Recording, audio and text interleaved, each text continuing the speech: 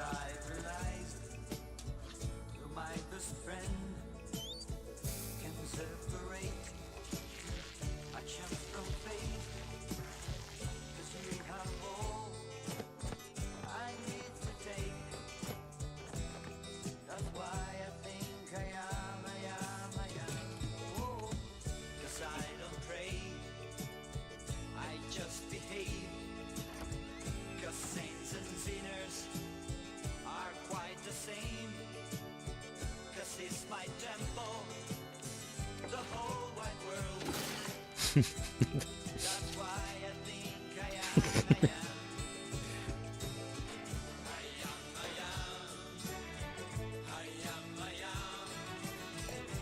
think I am.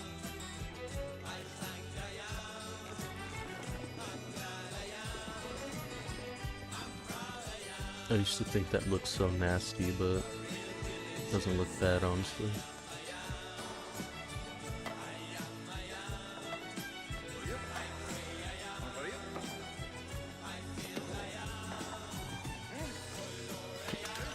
Can't we ever just have like a salad?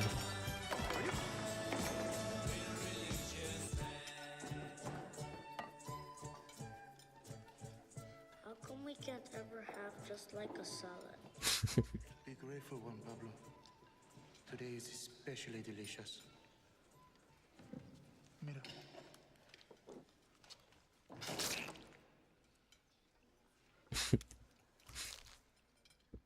Ew. Con permiso. El hombre nacido de mujer tiene corta vida y llena de problemas. Como flor, nace y se marchita. Y pasa como sombra sin detenerse. Se deshace como leña carcomida, como vestido que se come la polilla. Y sobre un ser así, pones tú los ojos y lo citas a juicio frente Oh, you a can't ti. even see it. ¿Quién podrá It's sacar interesting. lo puro de lo impuro? Nadie. Sabiendo que sus días están contados, que de ti depende el número de sus meses. Orphans, smile and be happy. For God has blessed us with a new teacher. She hails from the Oaxaca Parish Convent of the Immaculate Heart Sisters Lady Mountains of Guadalupe. Sister Encarnación.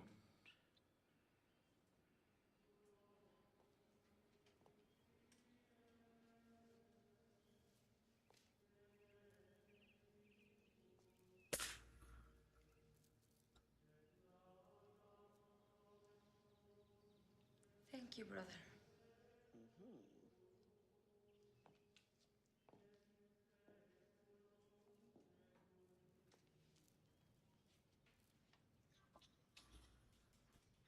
Children, today I want to tell you a story about Isabel.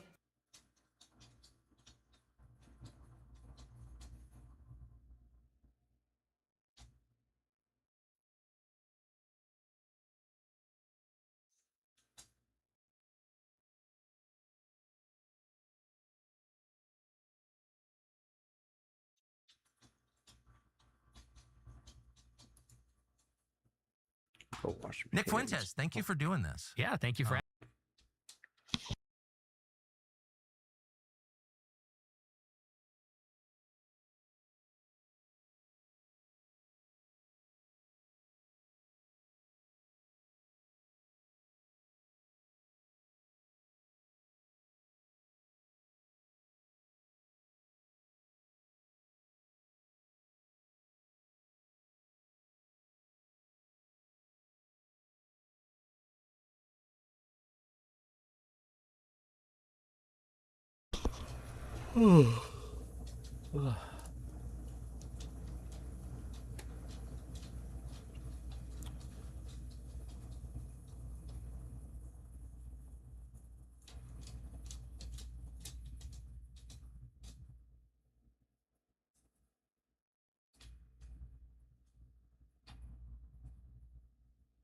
heck is Nick Fuentes?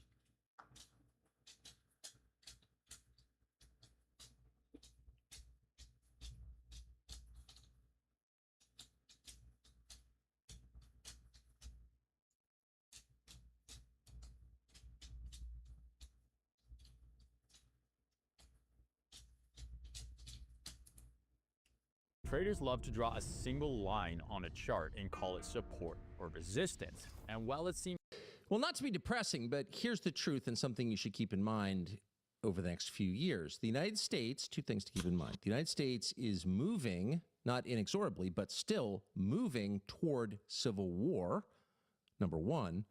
And number two, civil wars are the very worst kind of wars, worse than any kind of war fought against a foreign adversary. So to number one, why is America moving towards civil war? For the same reason all countries that wind up in civil war get there, because the differences between their population, between people within their borders, becomes too great to bear. People decide, I have nothing in common with the people who live near me, and I don't want to live near them anymore. In other words, diversity, difference, is actually intolerable to most people. Not necessarily racial diversity, though sometimes that too, but diversity of all kinds. It is not our strength. In fact, it is, without question, our weakness, and it has always been. If you have nothing in common with your wife, do you have a stronger marriage? No, of course your marriage falls apart, and the same is true for countries.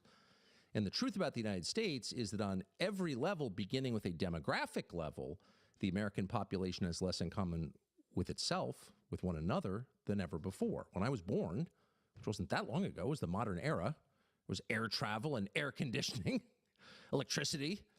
When I was born, the United States was about 90% white Christian. It's now less than 40% white Christian. Now, you may think that's a good thing or a bad thing, but it's a massive change, an unprecedented change, really, in a very short period of time. And of course, it's not accidental or organic. That was the result of policies put in place to achieve that result, and they did. There are people who didn't want a majority white Christian country. Okay, they got what they wanted, but what do they have? They have a country with no majority demographically at all. There is no American majority, which is to say 51% of people who have something very basic in common. And so what you have is an inherently fractured country. Languages, religions, ethnicities, backgrounds, beliefs, too innumerable to catalog. And so a country like that, unless unified by something, will split apart, particularly when that country is the size of a continent and is held together by a pretty fragile web of infrastructure, air routes and highways.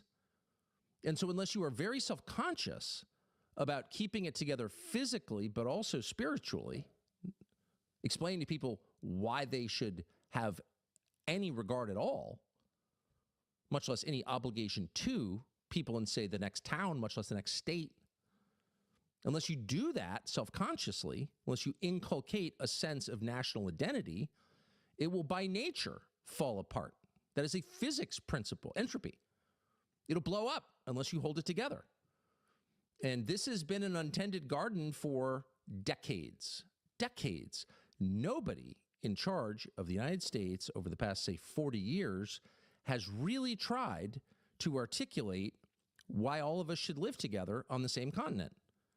There's kind of been an unspoken ethos of America, a kind of gay rights technocracy, globo homo. We're all kind of cool with, lifestyles. But that's thin gruel in the end. It's also repulsive. But even if you like it, it's not enough to hold people together who don't have common beliefs, backgrounds, languages, religions. It's just not. It's pathetic. It's rich people politics. It doesn't actually mean anything. It's just an adornment. It's political jewelry. It's a bumper sticker. It's not a national identity, and it's not enough to hold your country together. And that's why ours is coming apart, because people don't have enough in common. So what would happen if it came apart? What would happen if there were a civil war? Well, the first thing to know is it would be incredibly violent, because wars are by nature violent, and civil wars especially so. Violent and crazy. And you do hear from time to time people on both sides, particularly on the left, but not only on the left, say, well, I'm just sick of it. I'm just sick of it. I'm ready for the fight. People who say that have never seen what that looks like. Anyone who has seen what that looks like approaches the entire topic with care and respect, because it's incredibly ugly and its effects are generational. And if you don't believe it, consider our own Civil War, which ended 160 years ago in 1865, and we're still fighting it. We're still arguing over the names of Confederate generals, tearing down their statues, renaming military bases, stereotyping people in the South. That war is still ongoing on some level. It's not a hot war, but it's very much a Cold War and has been for 160 years. Go to Spain. Their Civil War ended in, 1939. They're still arguing about it. They're still passing legislation about it. The wounds left by civil wars do not heal quickly. They last for, hundreds of years, and they completely remake the country, usually for the worse.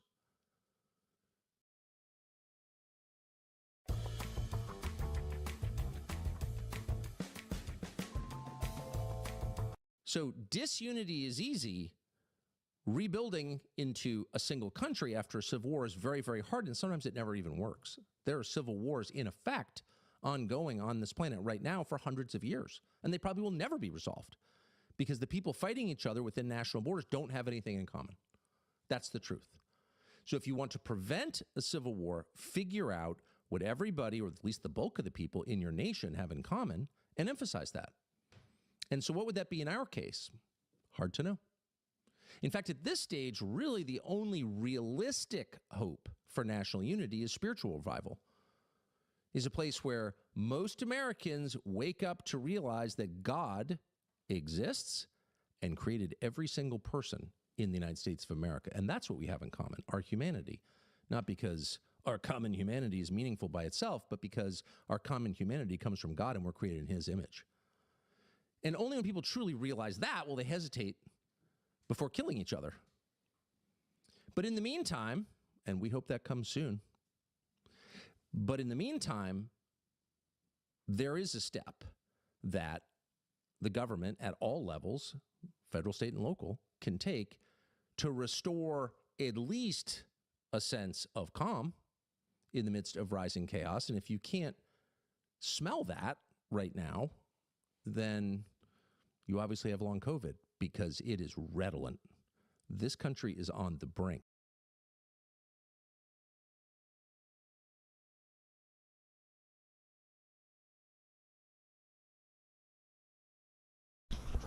Fragrant. And in fact, you have long COVID because it is redolent. This country is on the brink. And in fact, you saw the normal dummies today on social media taking pictures from Portland, Oregon. Everything is fine here in Portland. They're liars. Or they're intentionally blind to the reality right in front of them, which is the country is degrading, and you can tell by its cities. They are falling apart. There's no country in the world with as many ugly, dangerous, dysfunctional, dirty cities as we have. It's painful to say that as someone who was born and has always lived here and plans to always live here. But that's a fact. And as someone who travels a lot, I can affirm what you already know. Our cities are dying. And when your cities die, your country dies. And a lot of people don't want to believe this because they move to rural areas and are hoping to just sort of ignore it. I'd be in that category. But it's nevertheless true. When your cities die, your country dies. And our cities are dying the kind of death that can't be permanent. They're dying the death born of chaos, where things just get so crazy and people literally die on the street. Also have sex and defecate on the street, but die on the street. And that's intolerable. Chaos is intolerable. People can't handle it. So out of chaos comes what? Democracy? Spontaneous order? No. Imposed order. Dictatorship. Of course, each and every time. That's what happens out of chaos.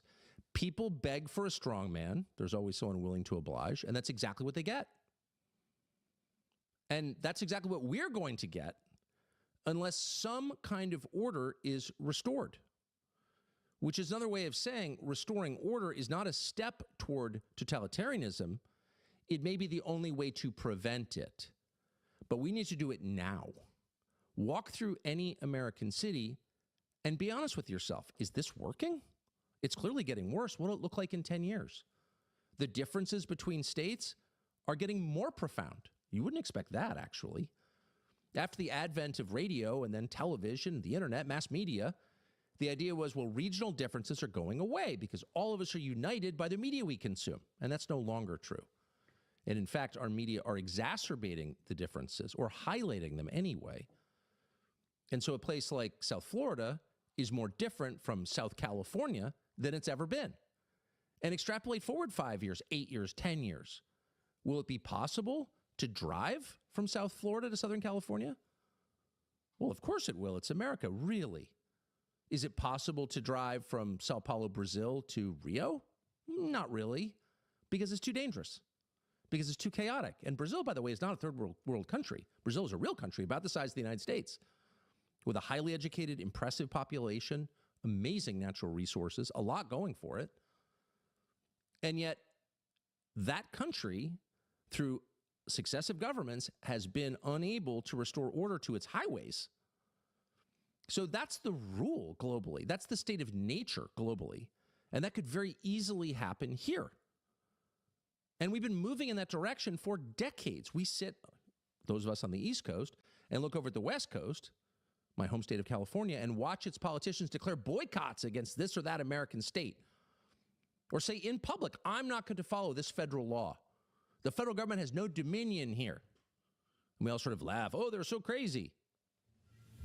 Each one of those actions is a form of insurrection. In fact, every bit as profound as anything that happened in Fort Sumter in 1861, the battle that kicked off the Civil War, the deadliest war in American history, the one from which we're still recovering. Those are acts of insurrection. Either you have a federal government with power over the states, or you don't. Either federal laws apply to all 50 states, or they don't.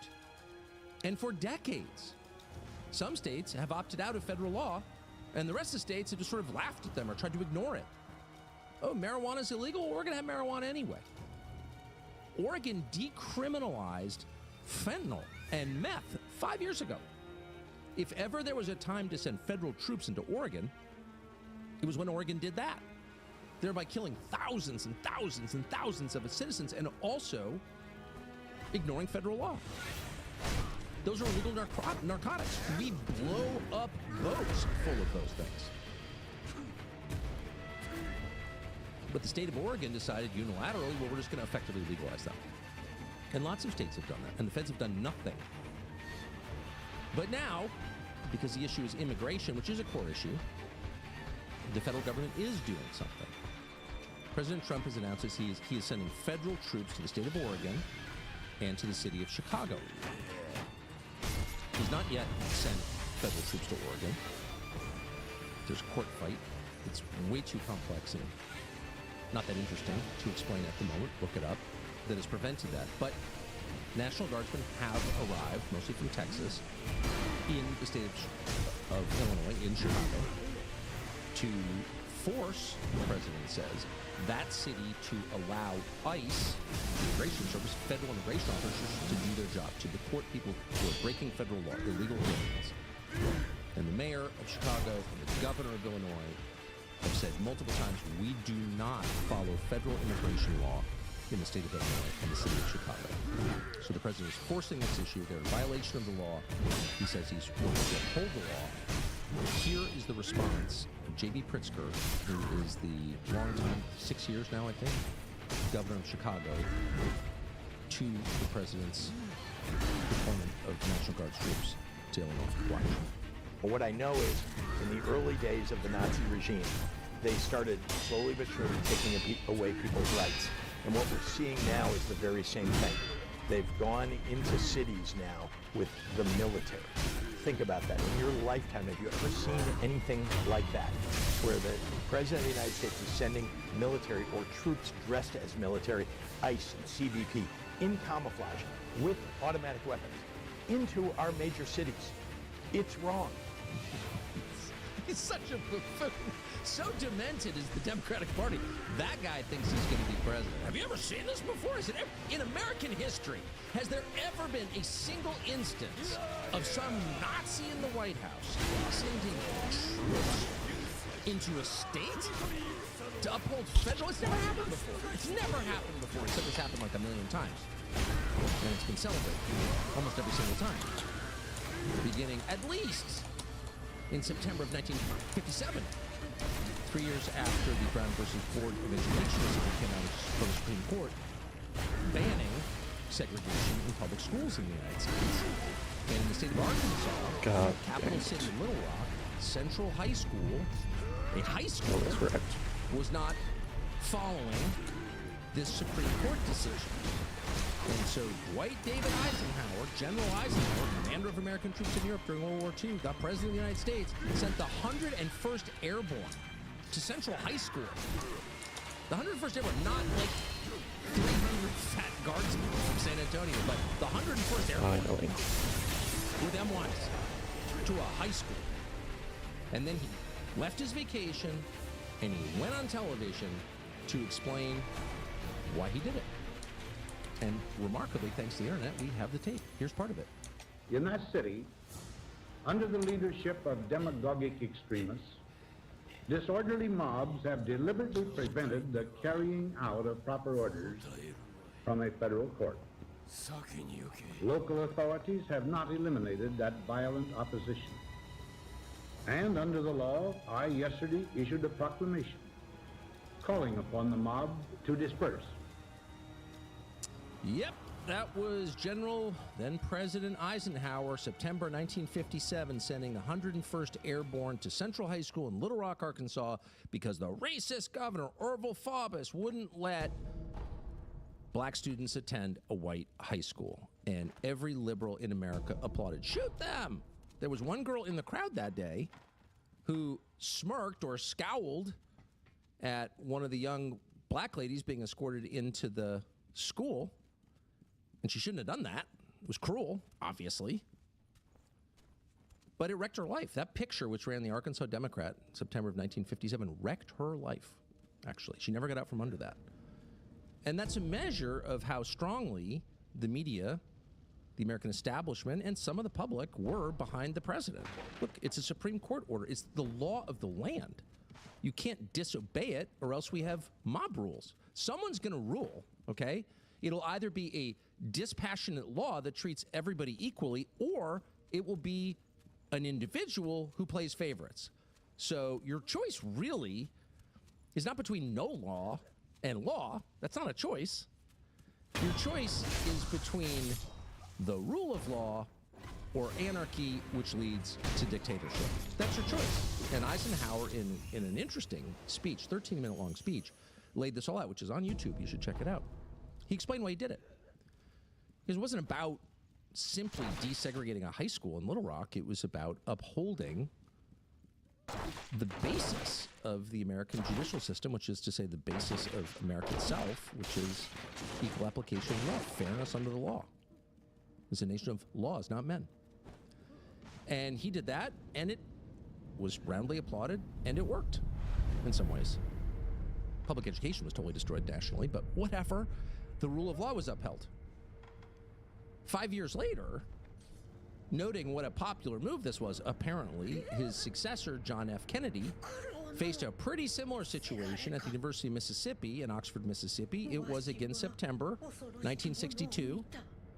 And there was a lone black student attempting to enroll. His name was James Meredith. He's still alive. He's 92 years old. He's a total right-winger, by the way, which is interesting. But he was trying to enroll, and the school would not accept his application because he was black. And so President Kennedy also sent the military to Ole Miss. How many did he send? President Trump has sent 300 to 500 guardsmen to Chicago, to a city of millions. President Kennedy sent 31,000 U.S. soldiers, U.S. Army soldiers, to a campus of 6,000. Yeah, that's more than 5 armed soldiers per student. 31,000 American troops descended on the campus of Ole Miss in Oxford, Mississippi at the very end of September, early October 1962, and they shut it down. And they camped on the quad in tents, and they put tanks on the football field, and they put machine gun emplacements on the quad. A couple people were shot to death. And President Kennedy made, now, a bit overkill, in fact, disgusting overkill, in fact, fascist overkill. But the point is, he was applauded for it because there was a federal law emanating from a Supreme Court decision, and he was upholding it in the same way that President Trump is currently attempting to, in a much less vigorous way, uphold federal immigration law passed by the United States Congress, which is core to the country. Who lives here is the main question in any country. Who lives there? What is a country? It's the people who live there. And immigration law is the way that you regulate that. So if you don't control that, you're literally not a country. So that's not an optional law. That is a core law. And in the case of Chicago and Portland, but particularly Chicago, shameful. Thousands of people are shot in Chicago every year. Whole parts of Chicago you can't go to. Not if you like me, you can't. It's so racist and violent, you literally can't walk through parts of a city that you pay for as a federal taxpayer. As an American, you can't walk through it. Several years ago, you'll remember there was a huge debate in Europe. Are there no-go zones in Paris? Are there parts where, native-born Parisians can't go? Where they're not welcome. Oh, that's not true. They said that's not true. But of course, whether or not, of course it was true. But what's even more true is that that's the state of play in the United States and has been for generations. Huge parts of a city, huge. You could walk all day through parts of a city that you actually can't walk through because they're too dangerous for you. And Chicago is particularly disgraceful in its decline. And you don't have to guess about that. I'm going to show you a video in just a second, but you don't have to guess. Look at the numbers. Look at the outflow from Chicago. Are people who are born in Chicago staying in Chicago? No, they're fleeing. Go to Southwest Florida.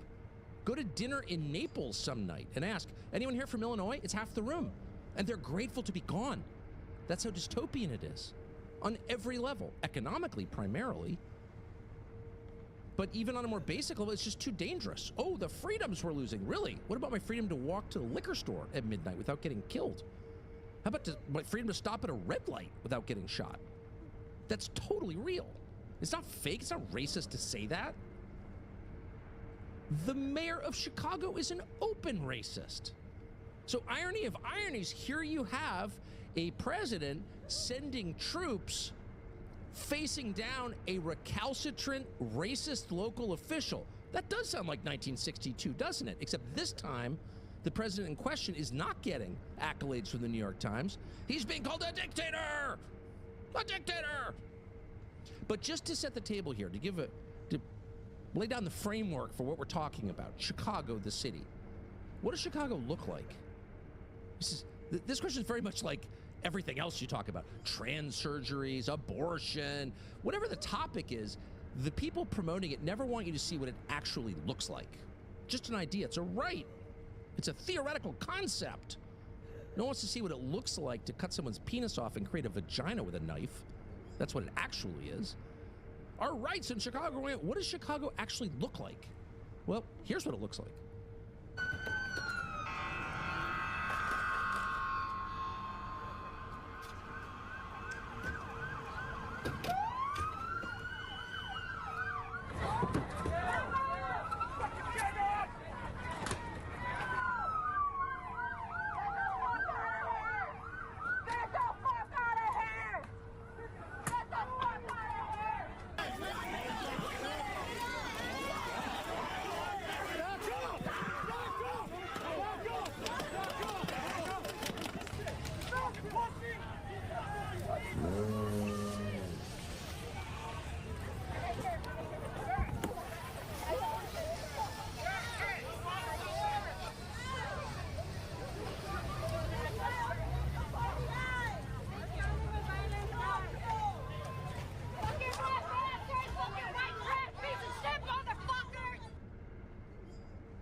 Fig vendors don't answer their phones because it's too expensive and they don't care about their customers. But we at Patriot Software do care about every customer.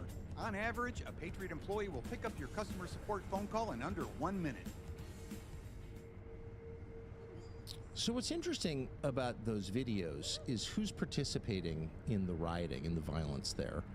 There's the normal assortment of unhappy white young people, make up the bulk of Antifa, make up the bulk of the Democratic Party's activist wing, all the little DSA kids, the children of orthodontists from Great Neck who are, reliving the glories of the 60s or whatever, the weird little polyamorous nihilist freaks who don't see any future for themselves economically, so just burn it down. I mean, very, very familiar to anyone who's watched this stuff over the years. a repulsive group, a dangerous group, a sad group, by the way. You shouldn't have a lot of young people like that in a functioning country.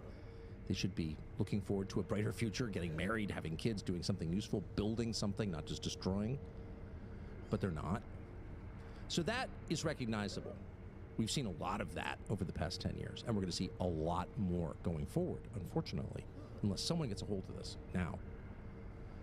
But what was new in that video were what looked like immigrants, Latin American immigrants. And if we're going to be totally honest about Latin American immigration, most of our immigration up until pretty recently, now it seems all South Asian, but up until very recently, most of our immigration, overwhelming majority of our immigration to this country was from Mexico and the Central American countries, some South America, but mostly Mexico, Salvador, Honduras, Nicaragua, the usual, Latin America. Close by countries in our hemisphere, people taking trains and walking to get here. And the truth is, all illegal immigration is bad. Rapid mass migration is always bad because it makes countries crazy and chaotic. But it's also true that our Latin American immigrants are, probably met 1 million of them, good people, super hard workers. And it's true that they're doing jobs that, you probably did as a kid. Your kids probably aren't doing those jobs because Latin Americans are doing it. I'm saying this if you're white. So I think most people who are very opposed to illegal immigration and very opposed to mass migration, at this point very opposed to any immigration, which would include me, definitely, are not mad at Latin American immigrants because they're mostly nice people, they're Christian people, and they work hard. And there's some drunk driving, but in general, they kind of play by the rules, most of them. The idea that people would get here as immigrants and immediately join a violent street protest, we haven't seen that since about 1905. We haven't. That's shocking. That's scary, if that's true. And it's scary for the following reason. The volume, the scale. How many immigrants did we get during the Biden years? Well, no one knows, of course. People pretend they know, but they don't know. Millions and millions and millions and millions. And they're entering a job market that is being destroyed by technology, by AI, quantum computing. So there was no labor market need for these immigrants. It's not like America was just dying for more people to do jobs because we have fewer jobs. And if you don't believe it, if you got college-age kids, ask them if any of their friends are employed in October after graduating. No, they're not, because there are no jobs. So unemployment is going up. Everyone lies about it, but it is. And we just imported, maybe 10 million new people? What are they doing here? What was the purpose of that? How are they living? Well, they're living, of course, on the government. But why? Why did they get here? Why did Biden bring them in? That's a question that no one's answered. And all of a sudden you look at these videos and you see people who are clearly just off the boat or the train, and you start to wonder, maybe we were actually invaded. Maybe our ruling class imported an army and pretended that they were migrants looking for a better life. And maybe we're about to find out what that means. This is really scary because we don't know who lives in this country. We don't know the total population of the country. And again, like the inflation rate, like the unemployment rate, is something that our leaders lie about constantly. But they don't know. They don't know. They don't know how many people live here, and they don't know who they are. Of course, they have biometrics they could find out, but they haven't. Why is that? So if all of a sudden these migrants are participating in street protests where they're throwing bricks through the windows of passing cars, picking up orange cones and throwing them at minivans, you could see this getting completely out of control. And it's a reminder of something that is very often true, which is civil wars become race wars. That is the truth. It's true globally. It's true in Latin America. Lots of the wars in Latin America were really between the Europeans and the indigenous, between the Indians and the Spanish descendants. That's true. It's true in El Salvador. It's true across Latin America. That could happen here. Somebody needs to get this under control before it does, because chaos breeds chaos. It metastasizes. That's true in your home, and it's true in your nation. So getting this stuff under control now before it becomes uncontrollable, before it becomes impossible to drive to San Diego from Miami, is absolutely essential.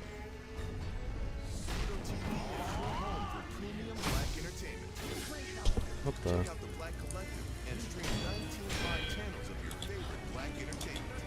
All streaming free. Pluto TV. Stream now, pay never. Orladeyo, Barrel Carlsbad, is the first and only oral therapy designed specifically to prevent attacks of hereditary angioedema, HAE. Before Orladeyo, I had a lot of inflammation in my throat. After starting Orladeyo, I felt well enough to be able to go back to school. And the second thing that would be nice along the way is to stop the degradation of the United States, the true degradation. Now, Portland, Oregon is one of the prettiest cities in the world, by the way. Now it's a byword for sadness and death, drug use, and the homeless. But for a very long time, Portland was considered one of the prettiest places ever, kind of northern San Francisco.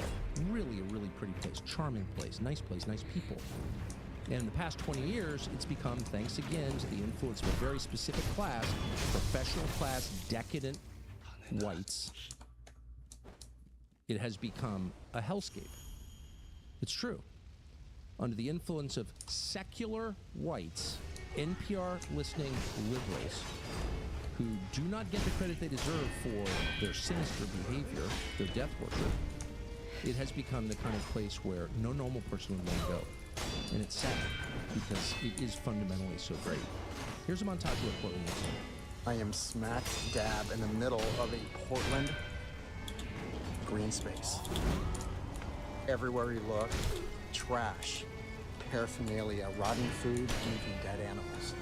This is the reality of the streets. This is a symptomatic homeless teenager on the streets on meth. For what? They have $2 to come clear? No, I don't have clear.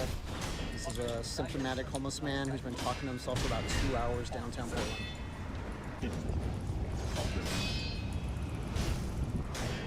Homeless from behind me has been flashing people the last half hour. Behind me is a senior citizen smoking meth. He's about 72 years old. Homeless man behind me without a shirt just tried to break that window. So nobody is dying at this exact moment, but this right here is the deadliest block in Portland, and where I've seen about 20 people die in the last year. Behind me is a homeless woman injecting heroin into her foot. Knotted out in front of a business. Impossible to get in the front door. There's a good 15 people on this block. About 12 are actively smoking fentanyl. 2 people live indoors but come here for the fentanyl. 1 person didn't appear to be using, just kind of hanging out. But overall, good 95% are actively using drugs on this block in Portland. All native-born whites, of course. A 72-year-old smoking meth. A 72-year-old smoking meth on the street. Who would tolerate that? A cruel person, a truly cruel and evil person would tolerate that. It's not freedom. It's bondage. It's murder. No normal country would tolerate that for 1 moment. And in real countries, they don't tolerate that. In a downtown, they don't do that. Only in the West do they do that. If we keep this up, we will get Mussolini at least, because it's so unnatural. It is so contrary to the laws of nature. It is so prima facie repulsive and mean to allow this that it cannot continue. And the fact that it has been allowed to continue tells you everything about the people in charge. They're the worst. And what about the citizens? It's not just the leaders. It's the people who live there. A normal person would say, absolutely not. Okay. This is my city. I work here. My kids go to school here. I was born here. You may not do that. We're not going to allow 72-year-olds to smoke meth on the street. What is wrong with you? They wouldn't cede the moral high ground to some creep from another city. All the leaders of these cities are not from those cities. They just show up because they feel a power vacuum. They graduate from Wesleyan or Bowdoin after, running for student body president, just like Mamdani. And they're like, oh, chaos. I think there's opportunity for me. That's exactly the profile. And all the little NGO workers who are passing out crack pipes and needles and tents to the homeless, all of which exacerbates the problems and kills people. None of those people are from any of these cities either. They're all from away. They're all poverty pimps. who've shown up to take advantage of human suffering. They're the lowest, posing as the most decent. They're not Clara Barton. They're like Caligula. They're cruel, heartless people who would allow this. And the cruelest and most heartless of all are the generation whose children are on the street smoking meth. They're called the boomers. They're the boomers. They're not all bad. Not every boomer is terrible. But if you had to identify one generation responsible for the decline and possible destruction of the United States of America, it would be that one. Their fathers returned from liberating Europe and Asia, and they bequeath us this. Oh.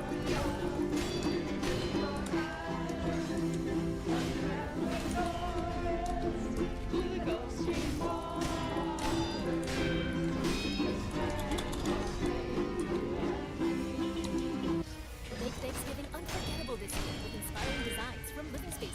Create a warm, inviting atmosphere, and with free shipping as soon as next day, you can do it all in time for the feast. Discover the perfect setting for your Thanksgiving, only at Living Spaces. Living Spaces. Chills.com has everything except the Ferris wheel.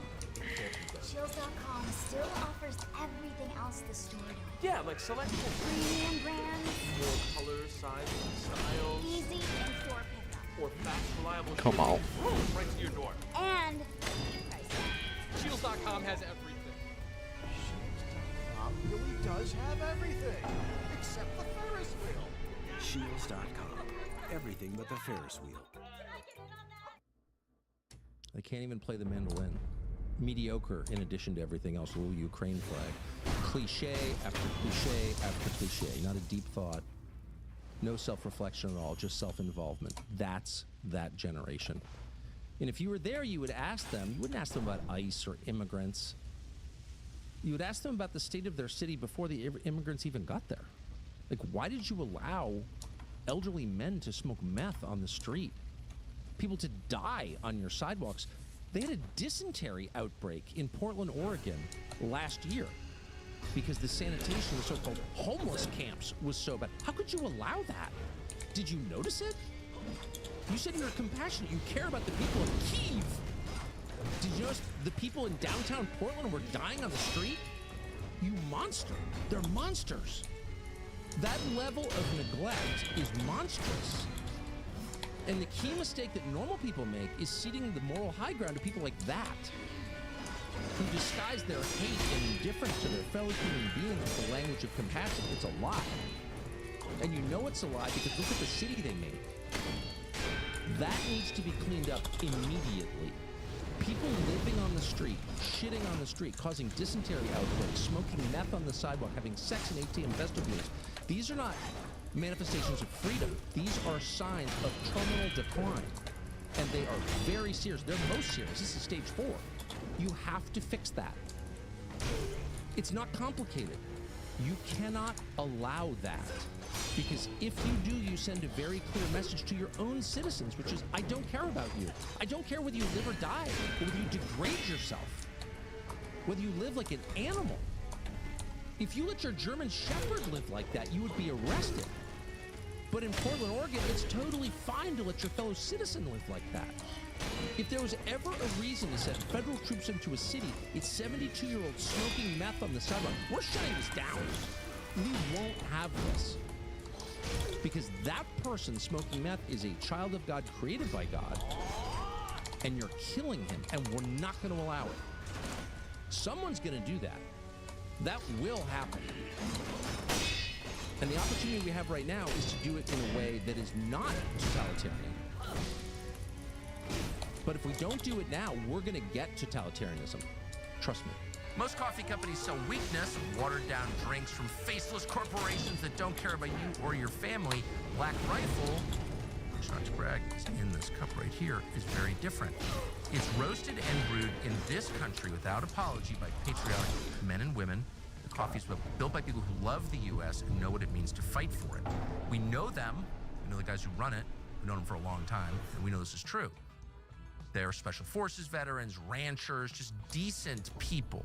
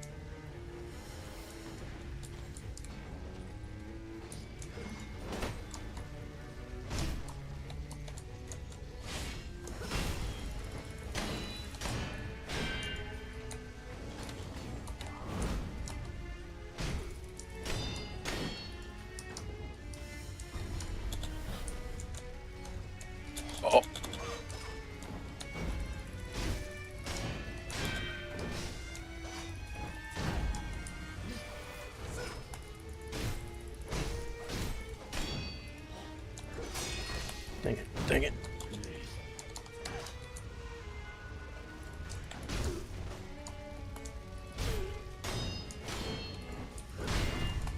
Let's go.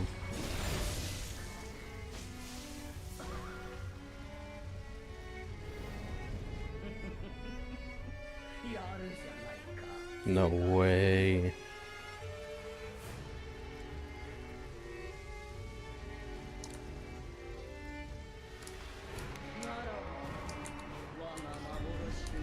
Ugh.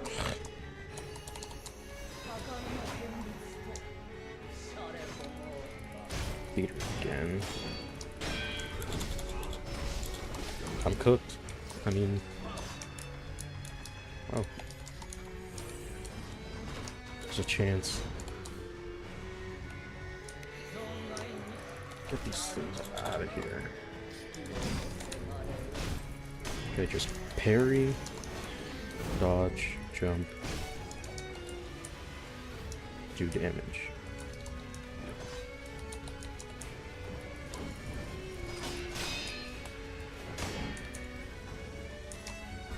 Jump. Parry.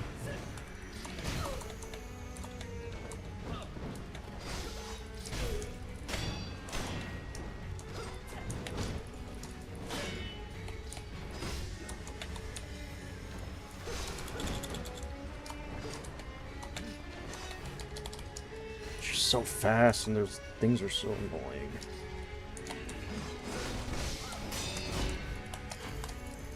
I'm cooked. I'm cooked.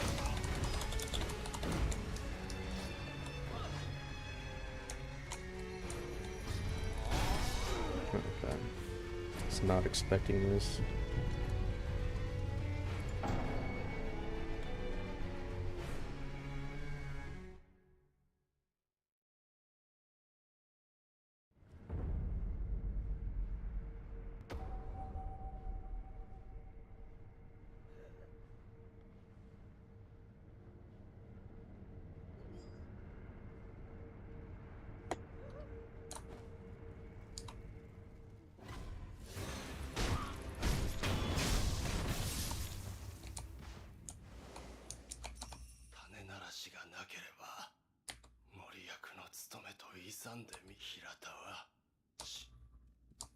Yeah, I mean, can't do much without those. Can I buy them? No. Well, in that case...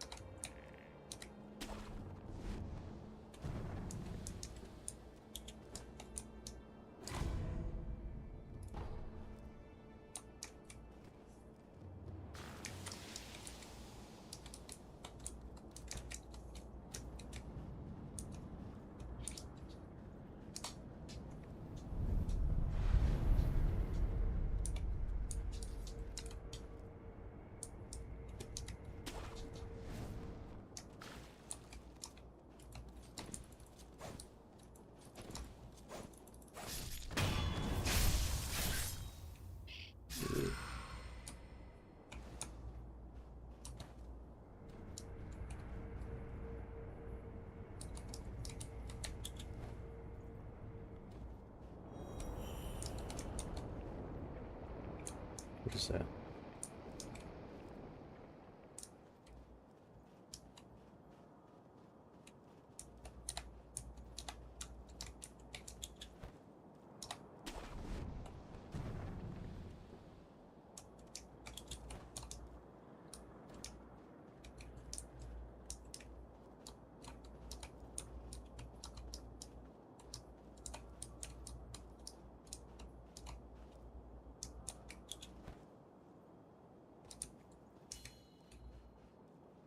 Yeah, I've been doing that.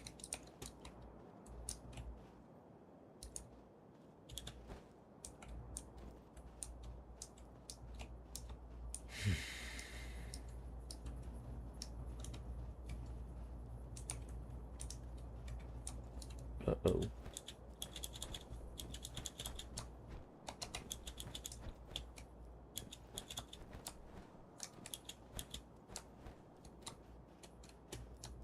Oh.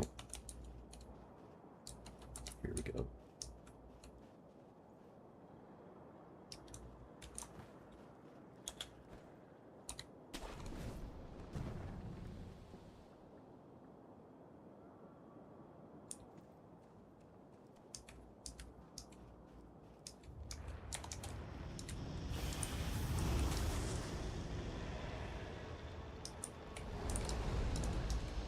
Dragon or something? Oh.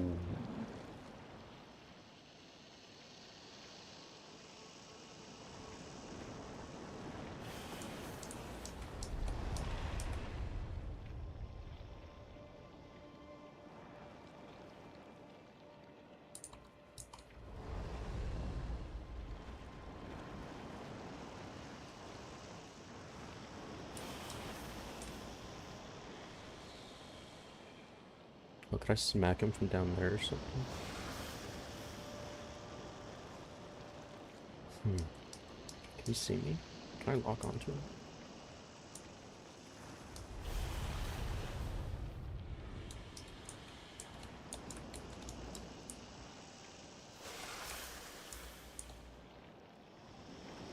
Guess we're just gonna find out. Uh-huh. Interesting.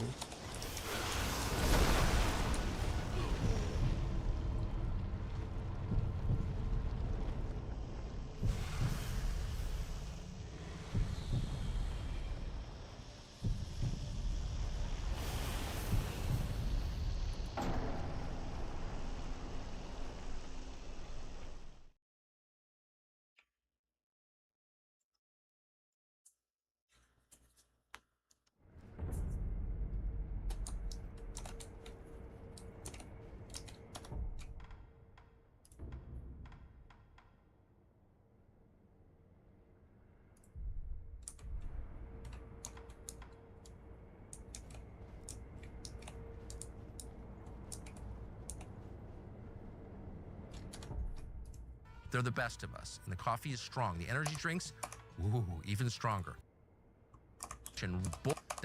Order has been in Portland. Convenience or grocery store, you will love it.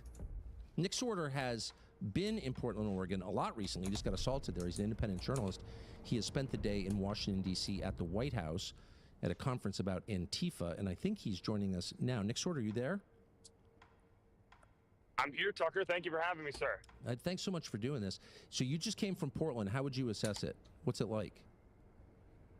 It doesn't feel like America, Tucker, at this point. It feels like, and I know it's a cliche, but it feels like a third world country. I mean, you have police that have been totally infiltrated by a leftist militant group. And, you know, right now you can see police cars behind me. These police cars would protect me if somebody were to come up and assault me. That's not how it works in Portland. The Portland police arrested me instead when I got assaulted. It's a different world out there, and not even just around the ICE facility. Like your monologue was spot on here, Tucker. But you go downtown and it looks like it's post-apocalyptic almost. The graffiti everywhere, the vandalism, the boarded up windows. There are no people in downtown Portland. It's quiet as hell. There's nobody walking around. People don't go there for leisure anymore or for vacation. It's because they're afraid, and they should be afraid. The chance of you getting beat up or stuck with a needle or robbed in the street is through the roof because police there aren't actually allowed to be police. So now is no time for the unexpected. It's Gettle time. So what happened to you, if you don't mind explaining? You were arrested for being assaulted? Is that a crime? Is it a crime in Portland to be assaulted? it's a crime in Portland to be a conservative, Tucker. I mean, as weird as that sounds, the video evidence and even the DA has come out and said because the DA refused to go through with the case, so they ended up dismissing all of the charges. The video very clearly shows me telling the person to back away as I'm walking down the sidewalk. And then the Antifa thugs, you know, this stuff is coordinated, right? They come up with an umbrella to try to block other cameras, and as soon as when they do that, they're gonna commit some sort of act of violence, and that's exactly what they did this time. One of their thugs decided to swing on me and hit me in the face before breaking my camera and then throwing me in a hole. Was that person arrested? Absolutely not. Was I? We know the story now. What do they charge you with? Well, they charged me with disorderly conduct too, which is really weird considering the amount of screaming and vandalism and assaults on officers and explosions of fireworks and such that happen in the middle of the night in the streets out there. You know, they break into cars. If you're not a member of Antifa and you try to drive down that street, they're going to hit your car. They're going to break your windows. There's plenty of videos of that happening. And none of that is apparently disorderly.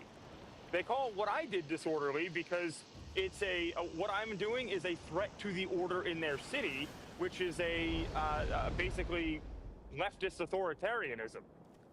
So you got your face in the way of an Antifa fist, and so you're the criminal. Did the cop apologize as he was arresting you? Like what? I mean, it's hard even to imagine the scene you're describing. Yeah, and so I actually went to this group of boys. There's about 12 of them. They're way down the road. They don't do anything ever. Obviously, that situation changed a little bit as time went on. But I went over there to seek refuge with them. To hopefully, like, I wasn't even reporting anybody. I was just standing back, hoping that the situation would, ease up a little bit. And I'm standing there joking with a bunch of them for 7 to 8 minutes or so.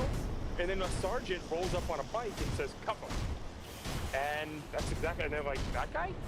This guy right here, cuff him? And he's like, yeah, cuff him. He's under arrest. And they had no idea why.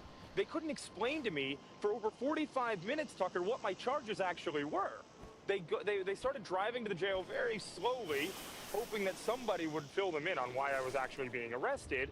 And so they had to pull over on the side of the road near the jail and just sort of twiddle their thumbs, waiting on a call from a lieutenant. And as soon as they got that call from the lieutenant, that lieutenant instructed the officer to get out of the vehicle, presumably so I couldn't hear what they were talking about on the phone. Something stinks over there. I mean, there were 3 people all night long in Portland that came through that jail. It's the only jail in Portland, and 3 people, including myself, ended up coming through there that night. It's wild. And there were riots underway. Oh, yeah. Yeah, that same night, my car was vandalized. There were fires in the street. They do that every single night. And nobody is ever arrested for that. It's so far from the America that you imagine. I mean, this is kind of my point. So, for example, like a place, Palm Beach or Miami or Jacksonville, even Tampa, big cities in Florida, that's the opposite of what would happen. And so you wonder, like, how can Portland, Oregon share a flag with Miami, Florida? Yeah, it's a great question, and as you very well said, this stuff doesn't happen in Florida. It never does. People aren't going to block the roads in Florida because what happens? You're going to get run over because these people will take residents that live right near the ice facility and box their cars in with people. They'll surround them and terrorize them, but there's nothing that the driver can do about it. If they defend themselves, they go to jail. If they try to drive through the crowd to save their family from these thugs, these violent, mentally ill thugs, they are the ones that get arrested, not the thugs that held them hostage. So what does that tell you? It tells you that if the rioters don't get arrested, but anyone who resists the rioters get arrested, that tells you that the rioters are in effect working for the state. They're the militia then, right? I mean, what else would that tell you? They're on the same side as the state. Essentially. Yeah, of course, and then people ask me all the time, it's like, okay, well, are these, what are these Antifa folks' thoughts on the Portland police? And there's no ill will between the two groups at all, because they're practically working together at this point. Yeah, just the other day, there was a business owner or a manager of a restaurant that's at the end of the street where the ICE facility is on. There's only one street to get to that business. And he walks up and begging and pleading with the officers there to open the road, not because the police had closed the road, but because the Portland police had relegated traffic control duties to these Antifa militants that were not letting through employees of the restaurant or patrons of the restaurant, only letting through their own people, and Portland police were letting it happen. Portland police ended up, I have it all on video, I posted it all on my X. Portland police walk up to these militants that are controlling traffic and say, hey, we need you to open up the road. Would you mind opening the road so that people can get to the spaghetti factory? And they said no. And so the road just never opened and police just walked away. I mean, that's how deep this rot runs. Like, who is giving these officers orders to stand down and defer to Antifa? So you've just changed my mind on this completely. I mean, so I went into this thinking, well, the problem is these groups, Antifa and others, whatever Antifa is, no one's even really ever defined it that I can tell. But these groups of radicals angry about something, committing violence against people. But it sounds like the DOJ needs to come in and take control of the Portland Police Department on civil rights grounds. I know they're very busy policing anti-Semitism on Ivy League campuses. It's kind of a critical problem in America. But if a police department is indistinguishable from Antifa, that might even be a bigger problem. And maybe they should take it over tomorrow. Why wouldn't they? What's the secret to peak health? Going micro with Noom. Micro habits, micro wins, even microdose GLP-1s. Micro? I can do micro. Get started at Noom.com. This November, fall for the action, fall for the adventure, fall for the comedy, all for free. Pluto TV. Stream now, pay never. Yeah, that's something that I should probably, I'd like to talk to Attorney General Pam Bondi about. She's been very responsive to this entire situation. She put Harmeet Dillon on it. They've launched an investigation into the practices of the Portland Police Department. And Tucker, we actually put in this demand for discovery after my arrest, and we were demanding all communications between Rose City Antifa, which is an organized group that is an entity that exists, and the Portland Police Department. And literally within an hour of us doing that, my attorney got an angry call from the DA's office, and then eventually said, okay, well, you know what, we're not going to move forward with this case. They were clearly bothered by the fact that we were demanding discovery relating to the discussions between Rose City Antifa and the Portland Police Department. So there's something there. There's something there. If we didn't make that demand, I don't think they would have dropped this case. That's an incredible story. It's not the story I expected to hear from you at all. That's an amazing story. And it's a horrifying story because where does it leave the citizens of Portland? I mean, if the police department is Antifa, then where do you go? Yeah, I spoke with a resident. There's an apartment building that is directly, it's adjacent to the ICE facility. And these residents are terrified to speak publicly. I finally got one to speak to me on camera. I haven't released it yet, but he wanted his face blurred because they're terrified of what happens when they walk out of their apartment building, when they're complaining about what's going on in the street and the lack of action on the part of police officers and the city of Portland.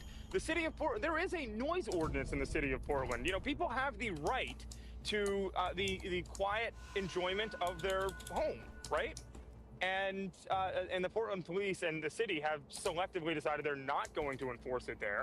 to the detriment of the multiple veterans that live there with PTSD that are hearing the Antifa folks in the street shooting off fireworks in the middle of the night, scaring the crap out of them. They're talking about children in elevators that are crying because it's like a war zone out in front of their house every single day.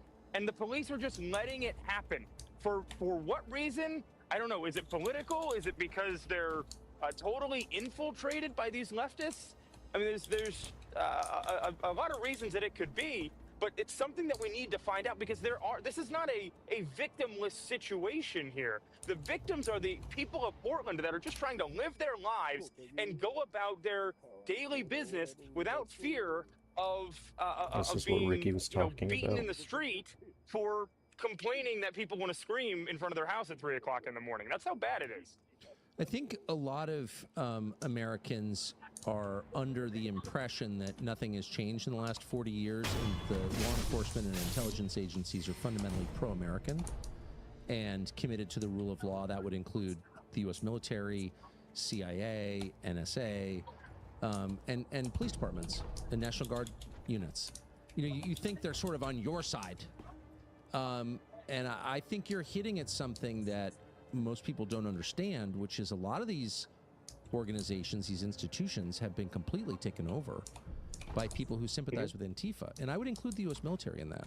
Many members of the U.S. military cheered the assassination of Charlie Kirk. Many, online. And that seems like a problem that seems like the problem. Because if things go south, the people with the guns have to be loyal to the Constitution. They can't be loyal to Antifa, right?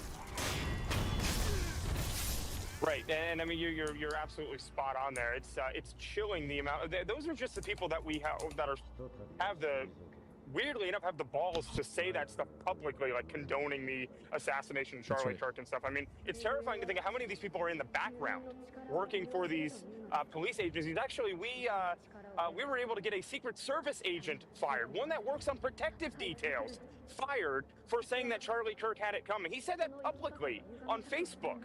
That's somebody that works on a protective detail. That should terrify everybody, because then it leads back to think, okay, well, did people within the Secret Service just let what happened to Trump and Butler, did they just let that slide? You know, we know these people exist. We know they're on these protective details. We know that they've infiltrated the military.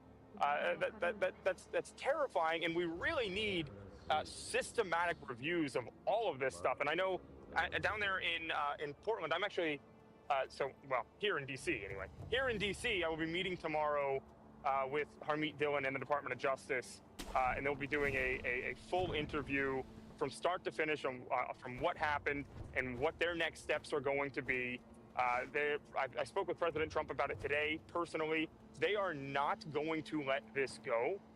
They want to expose all of the rot within this police department out there, because ideally that will that model will be able to spread to other police agencies across the country. Like what they find in Portland may help them in Chicago, for example. So a can of worms has been opened here.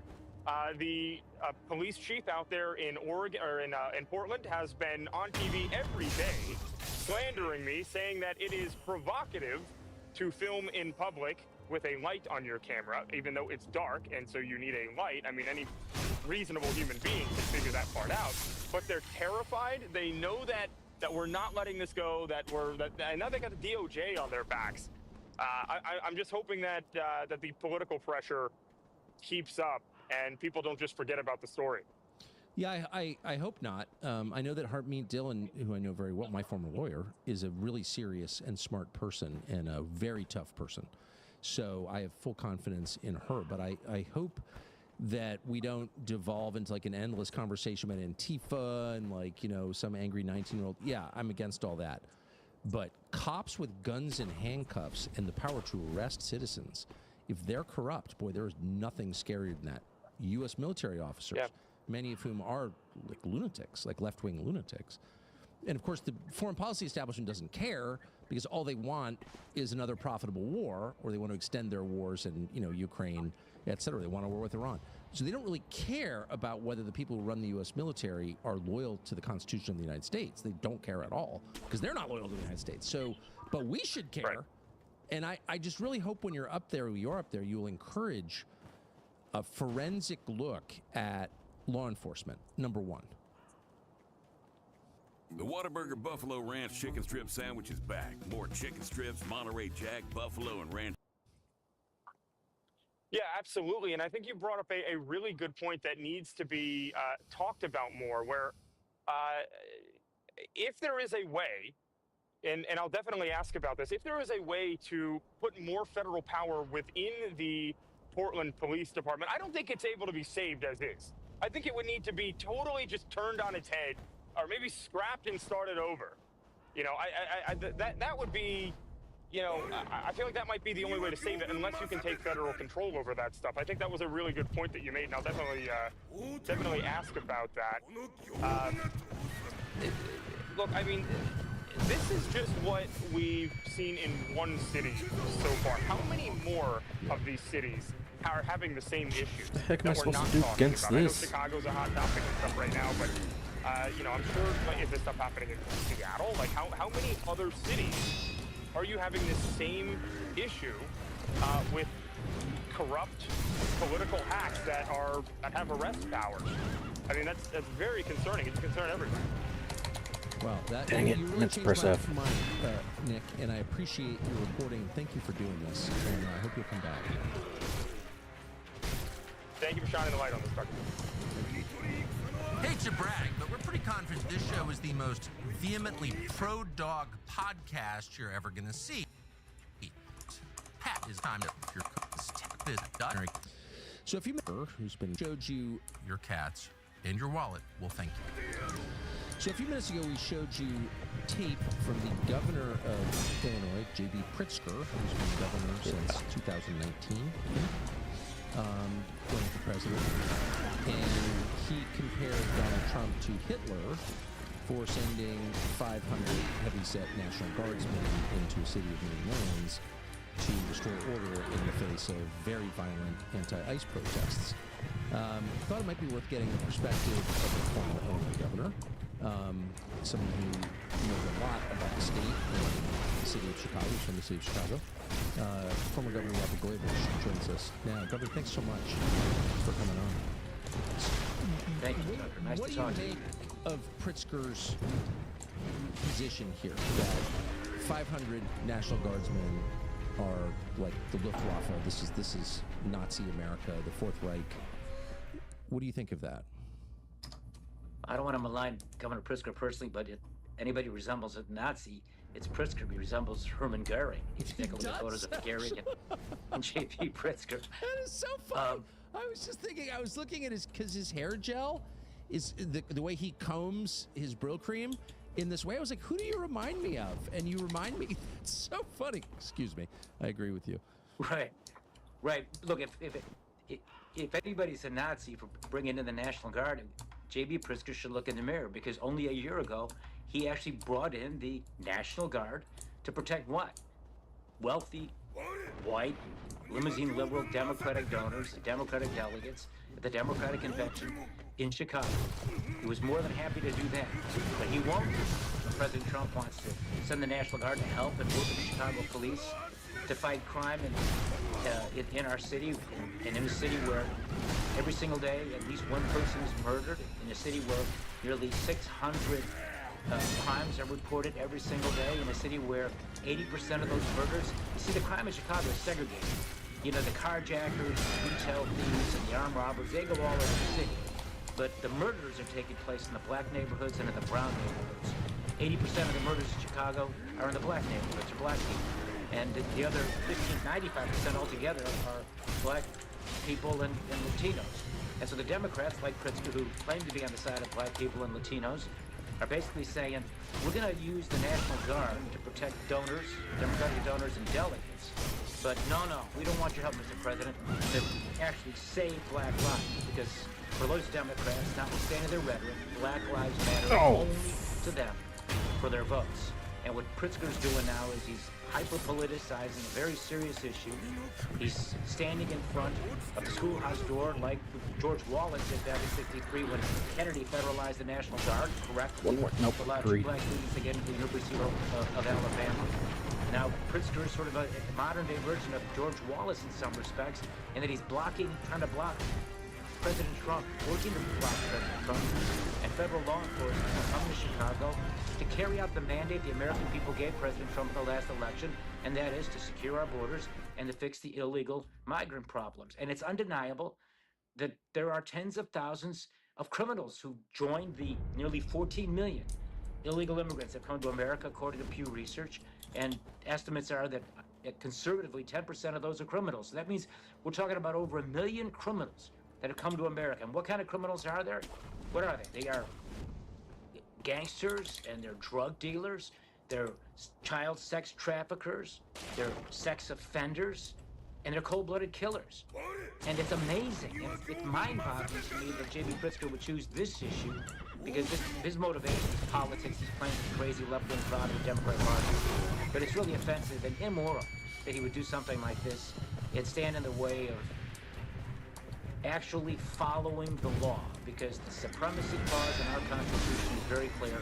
Federal law is supreme over state law, and he should not be resisting or working to resist federal law. So, look, I have a confession to make, Tucker. When I was governor early on, I knew him because he had contributed to Democratic politicians because he was very wealthy. And he asked me to make him director of the Illinois Human Rights Commission. So if I'm going to confess to any crime, because I didn't commit any crimes, but the near criminal thing I did was actually hiring that guy. It was a big mistake. Did he improve human rights in the state of Illinois? No, and you know what? I don't know. I worked with him too on the Holocaust Museum in Illinois, in Skokie, Illinois. And at that time, he seemed to be a very reasonable guy, but he's changed a lot, I think. And I don't know. I don't know what the cause is, other than he's got the desire to run for president, be president, and notwithstanding President Taft and his success to be elected president, JB's never going to be president. I know the guy. He's got no chance. Taft was in a three-man race, as you recall. 1912. No, I don't think he has much of a chance. It's interesting. I mean, you've been a governor. There aren't many people who've been governor of anything. And to be governor of Illinois, one of your concerns is population, the state's population. Because, of course, federal dollars, House seats, they're dependent on how many people live in your state. And Chicago land, that area, has depopulated. People born in Chicago have left in amazing numbers, very similar to what's happening in California. But the population aggregate number hasn't changed that much because of the inflow from the third world. So it's a little like the Catholic Church is always promoting immigration because they need the seats, people in the seats. I wonder if that's part of his motivation. Like Chicago, what percentage of Chicago wasn't born in the United States? Huge. Well, that's right. And the activists in the Democratic Party, there's so many different activist groups in the Democratic Party that push immigration rights and those sorts of issues. And look, I think Do I have to fight that horse? I heard your monologue, and which was profoundly interesting. I mean, most of the people that have come to America illegally, these 14 million that have crashed through our borders because Biden basically said we don't have borders, those are good people, and they're doing the work that you talked about. I agree. But see, they're victims, and you know who victimized them? It's these hypocritical Democrats. When they started opening up these sanctuary cities, basically saying, come on in, we're putting a sign up, come on into America, don't worry about our immigration laws, nobody cares, and you can come into our city and we'll protect you. Forget about what the federal law might be, which you don't even know anyway, but it's no big deal to us, come on in. And so these are well-intentioned, kind-hearted, probably innocent people who want to chase the American dream, like my immigrant father did when he came over here legally after Congress passed the Displaced Persons Act after World War II. They came here looking for an opportunity because they're committed to their families. They want to build a better life. Yeah. And that's the great story of America and immigration. The thing that's missing is, but you got to come legally. And they were invited to come here illegally by the Democrats. Biden didn't secure the borders, and the Democrats opened up sanctuary cities, and with all their rhetoric, basically, we're saying all these people come up here. And the reality is no country can sustain 14 million people who are here unlawfully. And what President Trump is doing is absolutely necessary to save our country. And hopefully down the road, maybe there can be a way where the two parties can come together and address issues like the Dreamers and these other issues that are very legitimate. But in the meantime, what you have now is a tremendous divide because the Democrats simply refuse to do anything that's good for our country because they never want to give Trump any kind of victory, and they are simply determined to never work with him. But at the expense of our country, the people who live in our country. So the First Amendment is the one truly distinctive thing that makes America America. It makes this country great. You are a citizen. That means you can speak openly and honestly without fear about what you actually believe. The government doesn't own you, you own the government. That's the premise, and for 250 years we've lived it. We hope to keep living it. Tucker, to switch to our wireless company, the one we use, Pure Talk. Right now you save an additional 50% off your first month. Again, puretalk.com/Tucker. Well, I agree with that completely, but Trump didn't write the immigration laws. I mean, they were written by Congress, passed by Congress. He hasn't even signed any immigration law. They have nothing to do with him. They pre-exist his presidency. So he's trying to enforce existing law, and they are abetting breaking that law. So it does seem like insurrection to me. I mean, if a state won't obey like a core federal law, like immigration law, then where does that leave us? Honestly, like how can we share a union?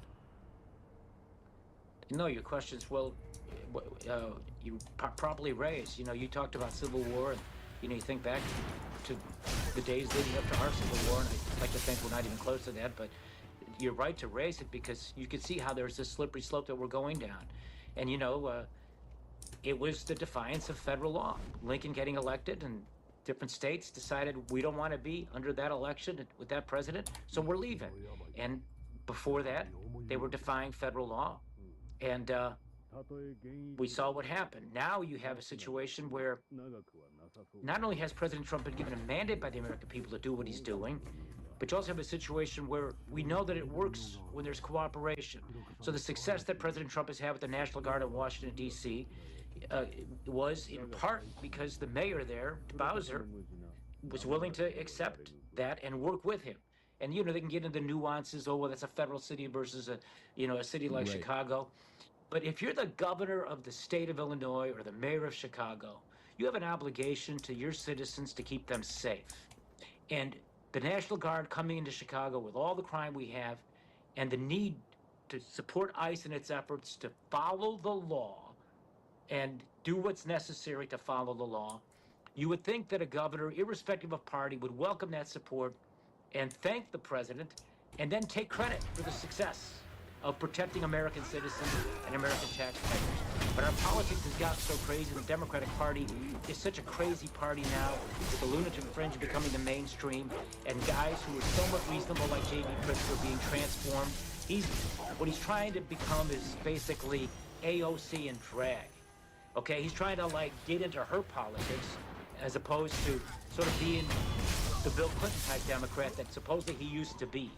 And the Democrat Party doesn't seem to have room for the Bill Clinton Democrats anymore, or the JFK Democrats anymore. This is a party that's been taken over by that left-wing radical fringe that is no longer the radical fringe, it's now the radical mainstream.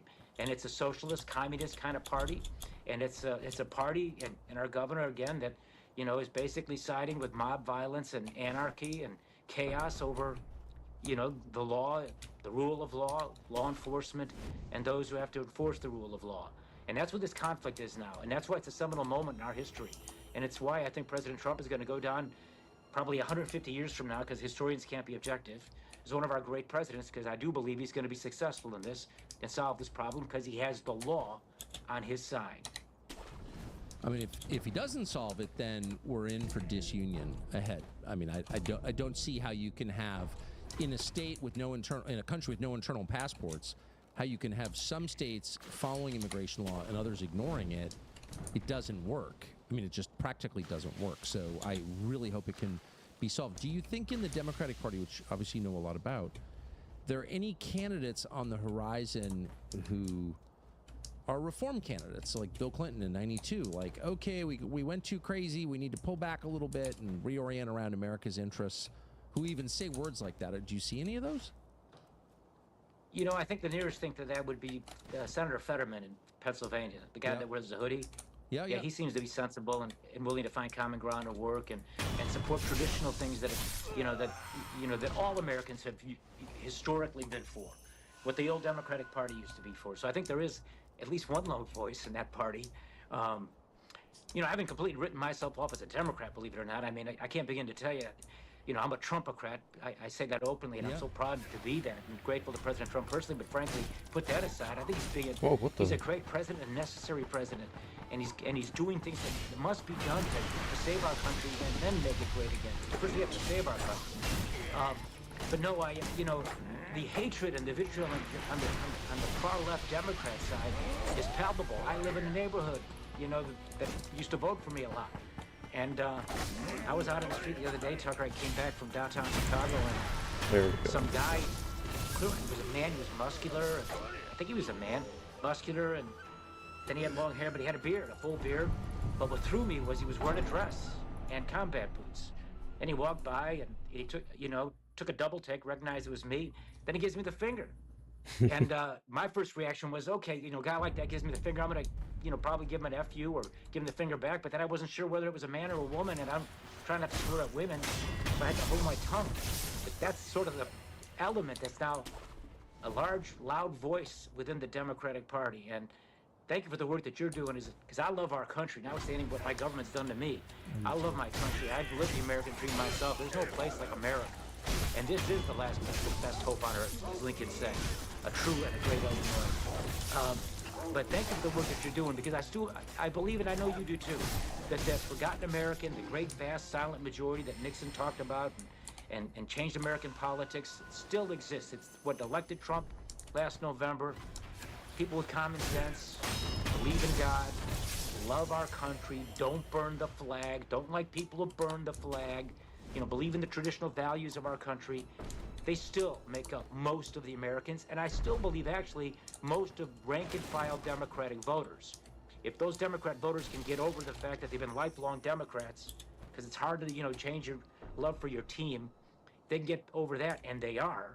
They're increasingly going to leave the Democratic Party, as they're doing, and that Democrat Party is going to increasingly become a party of crazy left-wingers, and whoever gets the nomination, whoever the Republican candidate is that gets them in 2 years, I think it's going to have a long, hard time to be able to win. I think our country is waking up, and I think President Trump has been at the vanguard of that.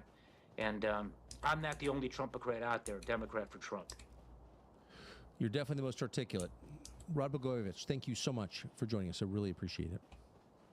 Good to talk to you again, Tucker. Thank you. Great to talk to you. Thank you. And thanks for joining us tonight. As the fourth installment of our live experiment continues, we'll be back next Wednesday at 6 Eastern. Thanks a lot.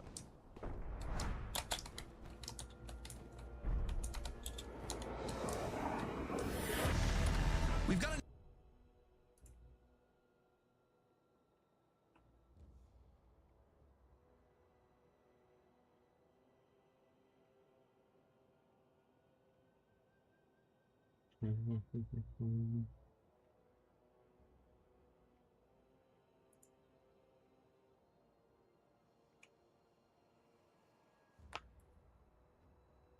Good evening and welcome and happy anniversary. Tonight is the 1-year anniversary of Trump's second election to the presidency. It was a year ago tonight that Donald Trump not only won, but won a majority of the popular vote. And not only won a majority of the popular vote, but won with a coalition that was broader than any Republican coalition probably since 1984 with the Reagan landslide. So a 40-year coalition. And at the time, looking at not just how many people voted, but who voted, it seemed really obvious, if you were interested in keeping the left at bay and the Republicans in power for, say, the next generation or two, you would copy exactly what Donald Trump did, because no one else has done it in 40 years. He created this amazing, not just landslide, not really a landslide, but it was an amazing victory in an environment in which most people assumed you couldn't have an authoritative victory because the country is just too closely divided. So it was an amazing thing that Donald Trump did a year ago. So the election was a year ago. That means the midterm election is a year from now. The next presidential election 2 years after that. So it's probably not too early to start thinking through what comes after Donald Trump. No disrespect to the sitting president, but of course, there's going to be something after him because he can't win it. And needs to say people are thinking about that, and not only are they thinking about it, they're already arguing and fighting about it. There is what Politico is calling a civil war in the Republican Party. And it's over, of course, identity, because the only wars we have in this country, the only sanctioned wars we have domestically are about identity, BLM, anti-Semitism. And of course, that's not really what they're ever about. These are proxy wars. These are wars waged on behalf of people who aren't directly participating for reasons that are never openly stated. And this war is actually about what comes after Donald Trump. Does the Republican Party, the party that now has power, a lot of money, revert to what it was before Trump, or does it continue to evolve in the direction that Trump has steered it? That's the question. And on that question hangs a lot. Control of the most powerful country in the world, control of the free world, such as it is, the shrinking free world, and an awful lot of jobs for people and an awful lot of military power. So there is a lot at stake in this contest. So consider the two choices here. You can go with the Republican Party as it was, which is basically neoconservative foreign policy, libertarian economic policy, the Republican Party of the think tanks in Washington, of the Wall Street Journal editorial page, of all the deep thinkers in the Republican Party.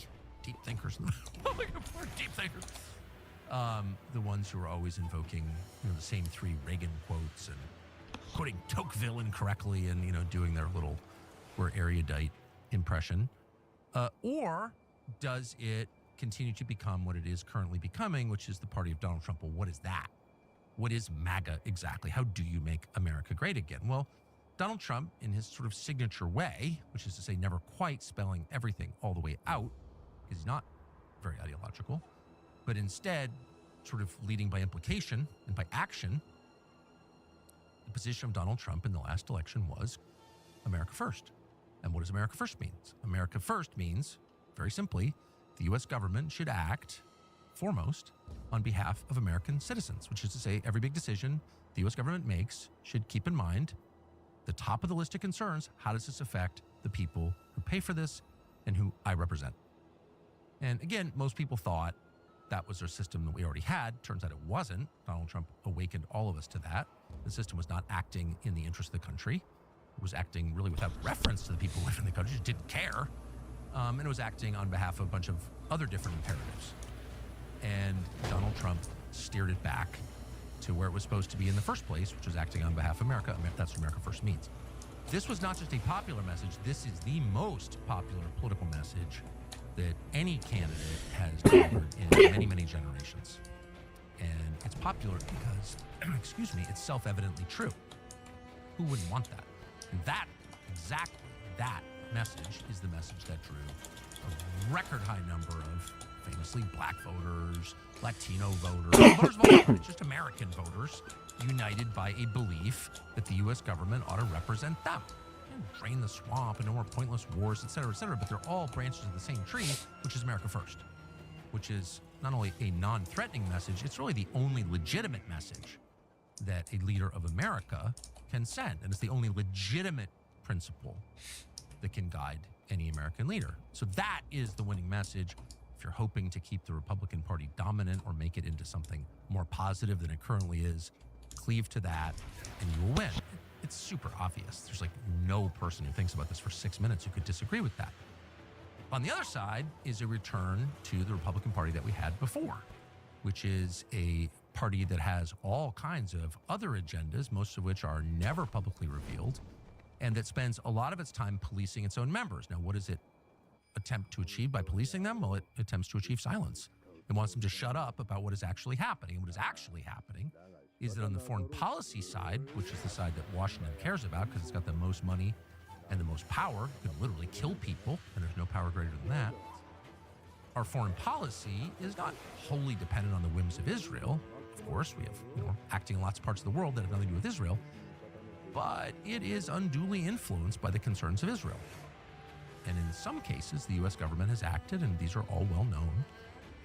The Iraq War, for example, has acted in ways that hurt the United States in order to help Israel. It just put the aims of the foreign power above its own interests. And that's immoral. It's illegitimate. It's extremely unpopular domestically, and it just doesn't work over time. That's not sustainable. You can't, there's no way to justify that. So rather than trying to justify it, they scream at people and tell them to be quiet and read them out of the movement and call them names and threaten them. But ultimately, because it's not a winning message, it cannot win over time, particularly if people are allowed or somehow manage to describe it accurately. And unfortunately for the guardians of the old system, the old Republican Party, people have been allowed to describe it accurately, mostly because Elon Musk opened up X. And, you know, when he did that, you get all kinds of filth and nonsense and lies, but you also get some truth, actually quite a bit of truth. And one of the main things that people are telling the truth about that they didn't tell the truth about before is that our foreign policy really doesn't have much to do with what's good for the United States. And once those words have been uttered, they can't be taken back, and they change people's minds, and the polls reflect the fact that they have. People's views are different. So in the face of this kind of inevitable change of heart, collective change of heart in America, where both parties are like, wait, why are we doing this? The people who are benefiting from the old arrangement, which only continued because it was maintained by threats and silence, those people are going absolutely bonkers. And they have been all week, and they're claiming it's about the heck is that? Holocaust, The heck is that? But no, really, it's about who controls the Republican Party after Donald Trump. That's what it's really Blazing about. So ignore the moral posture. Whoa, that's kind of cool. Power, as all political parties have from time to time. And this one just happens to have a lot of emotionally unbalanced, hysterical people and women's who have access to social media, so they're scaring the crap out of everybody. But it's really kind of a conventional power struggle. So who are the players of this? Well, some of them are in the pundit class. The first ones are in the pundit class. But some of them are actually sitting politicians.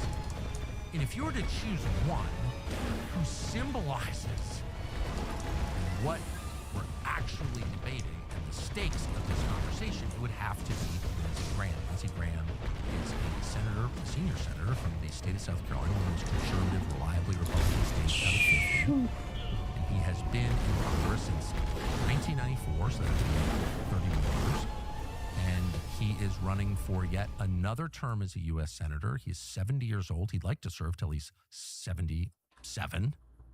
And he has the support, not simply of the White House, he has an endorsement from the president, but he has more donor support probably than anyone who's ever run in the history of the United States. I mean, Lindsey Graham has so much donor support, and donors, just as a numerical question, probably represent, 1/100 of 1% of the American population, but have a great deal higher proportion of the money.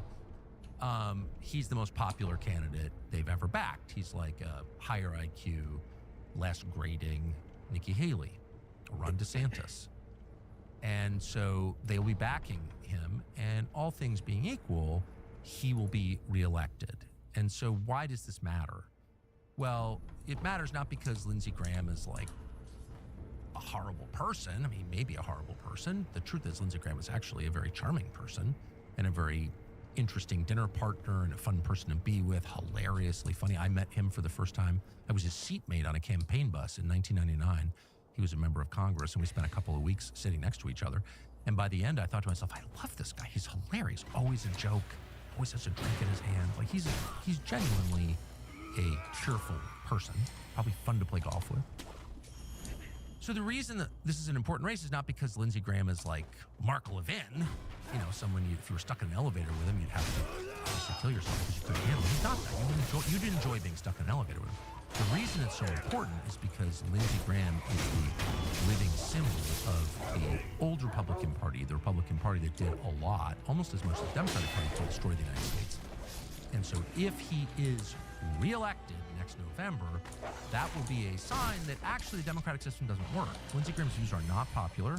They are despised in the state of South Carolina. His views, if you were to disaggregate Lindsey Graham from what he believes and just poll Republican primary voters in South Carolina, do you agree with this? Lindsey Graham would be less popular than the Democrat because his views are repugnant to Republican voters and to Trump voters. And so if he were to get elected anyway, it would tell you that the system doesn't respond to the concerns of voters. And therefore, the system isn't working and isn't legitimate because the point of the system is to respond to those concerns. And so a lot is at stake.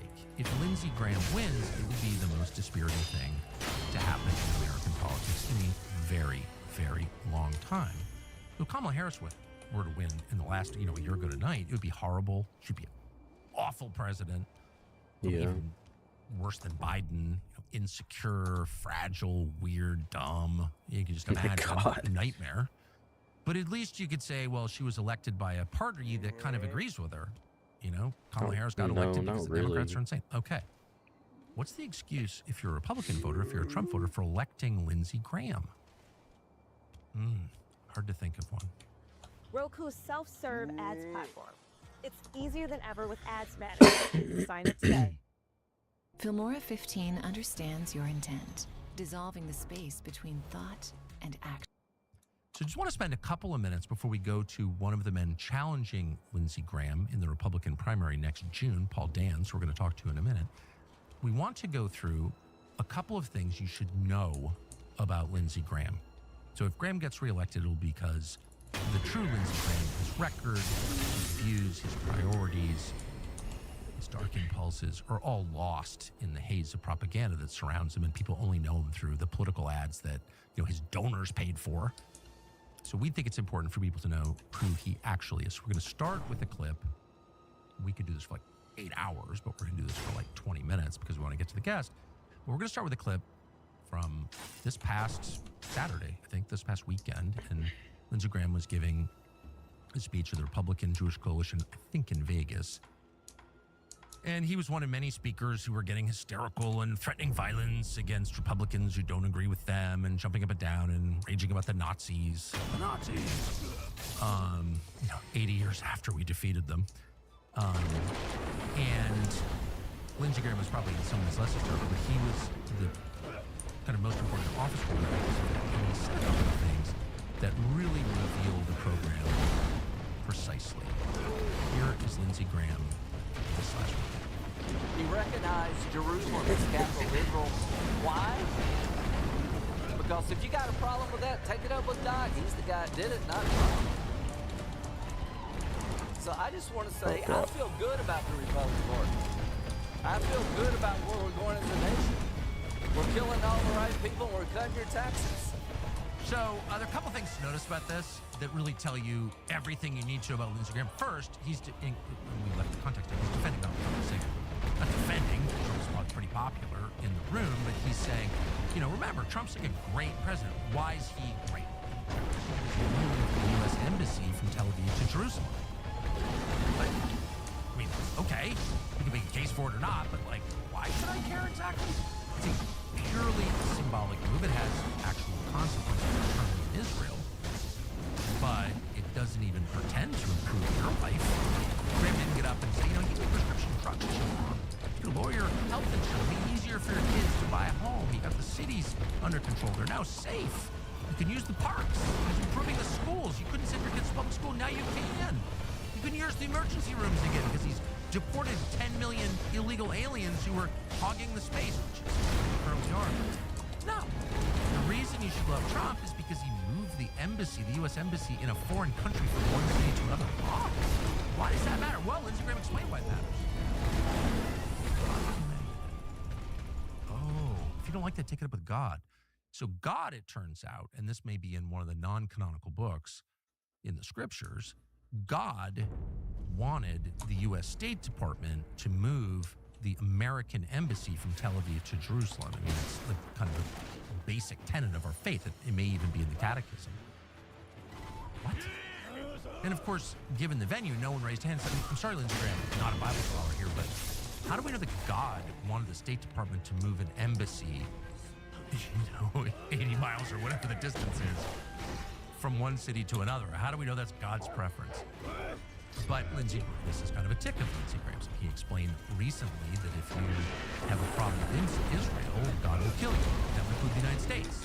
He said, almost if the United States abandons Israel, God will abandon the United States and kill us all.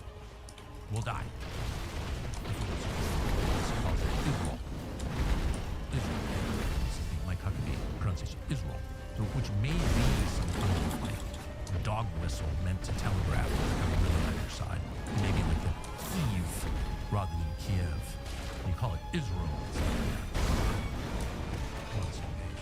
But anyway, so the first thing we learned is the most important fact to know about Trump, the reason you should love him is he supports Israel.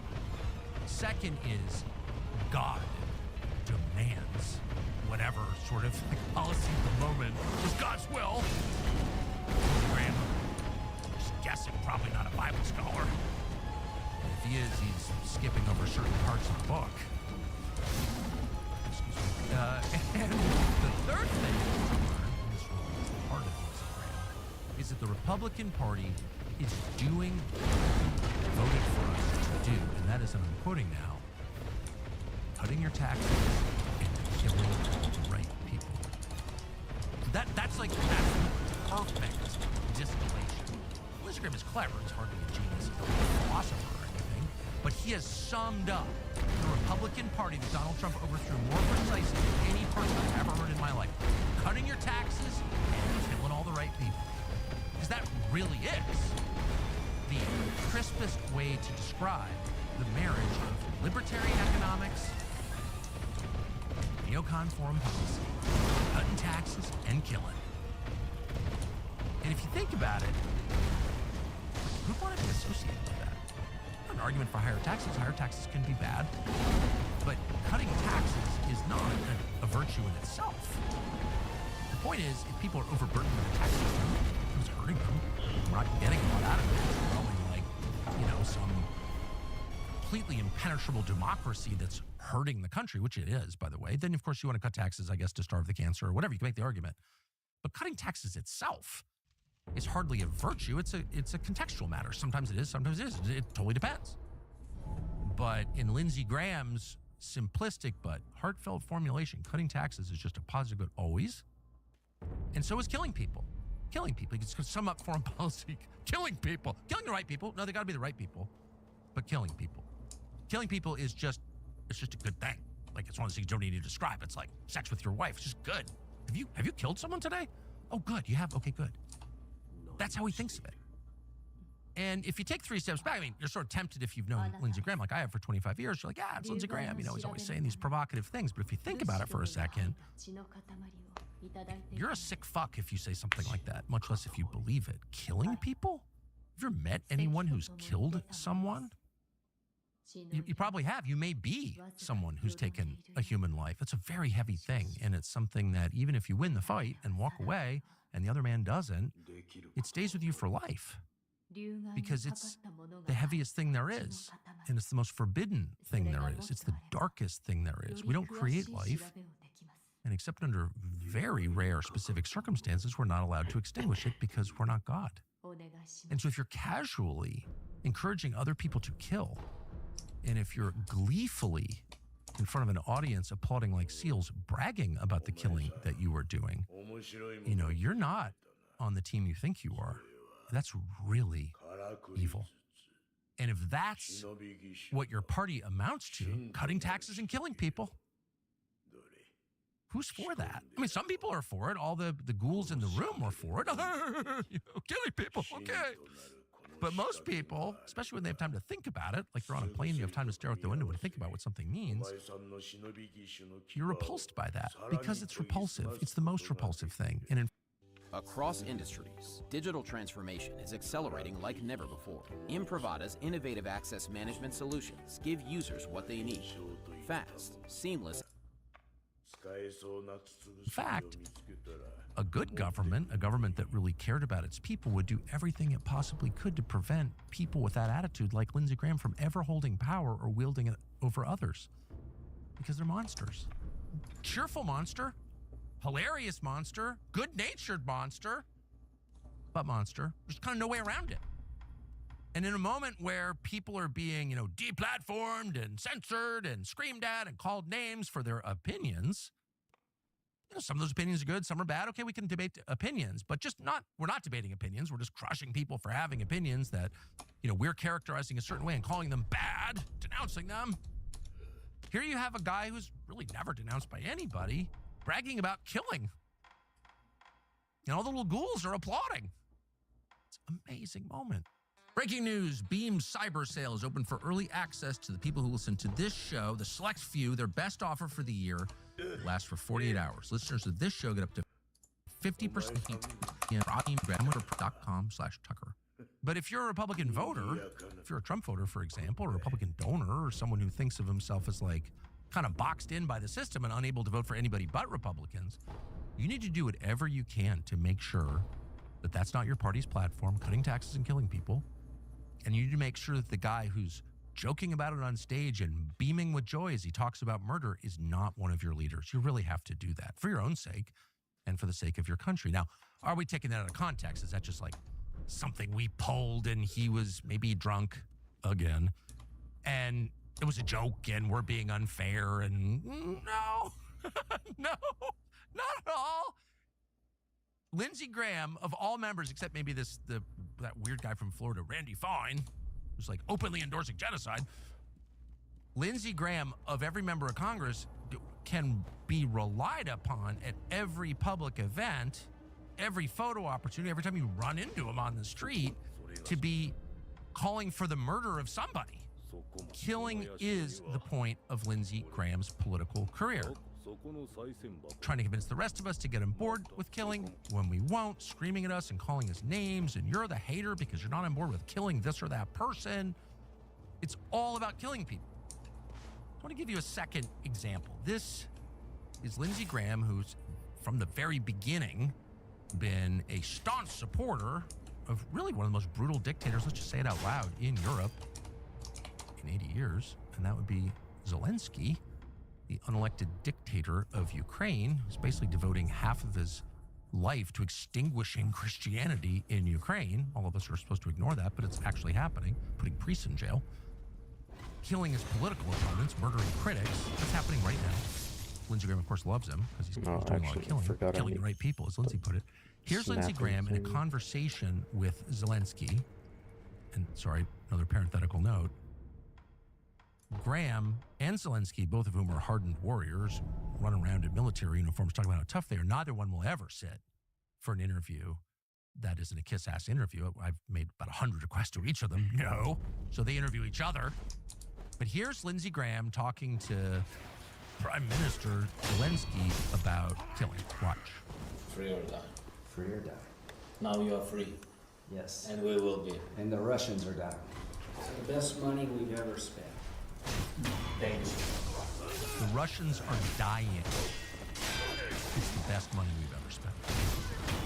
Again, just encouraging you to think about what you're hearing for a second, because all of a sudden we live in a moment when a lot of people are espousing violence.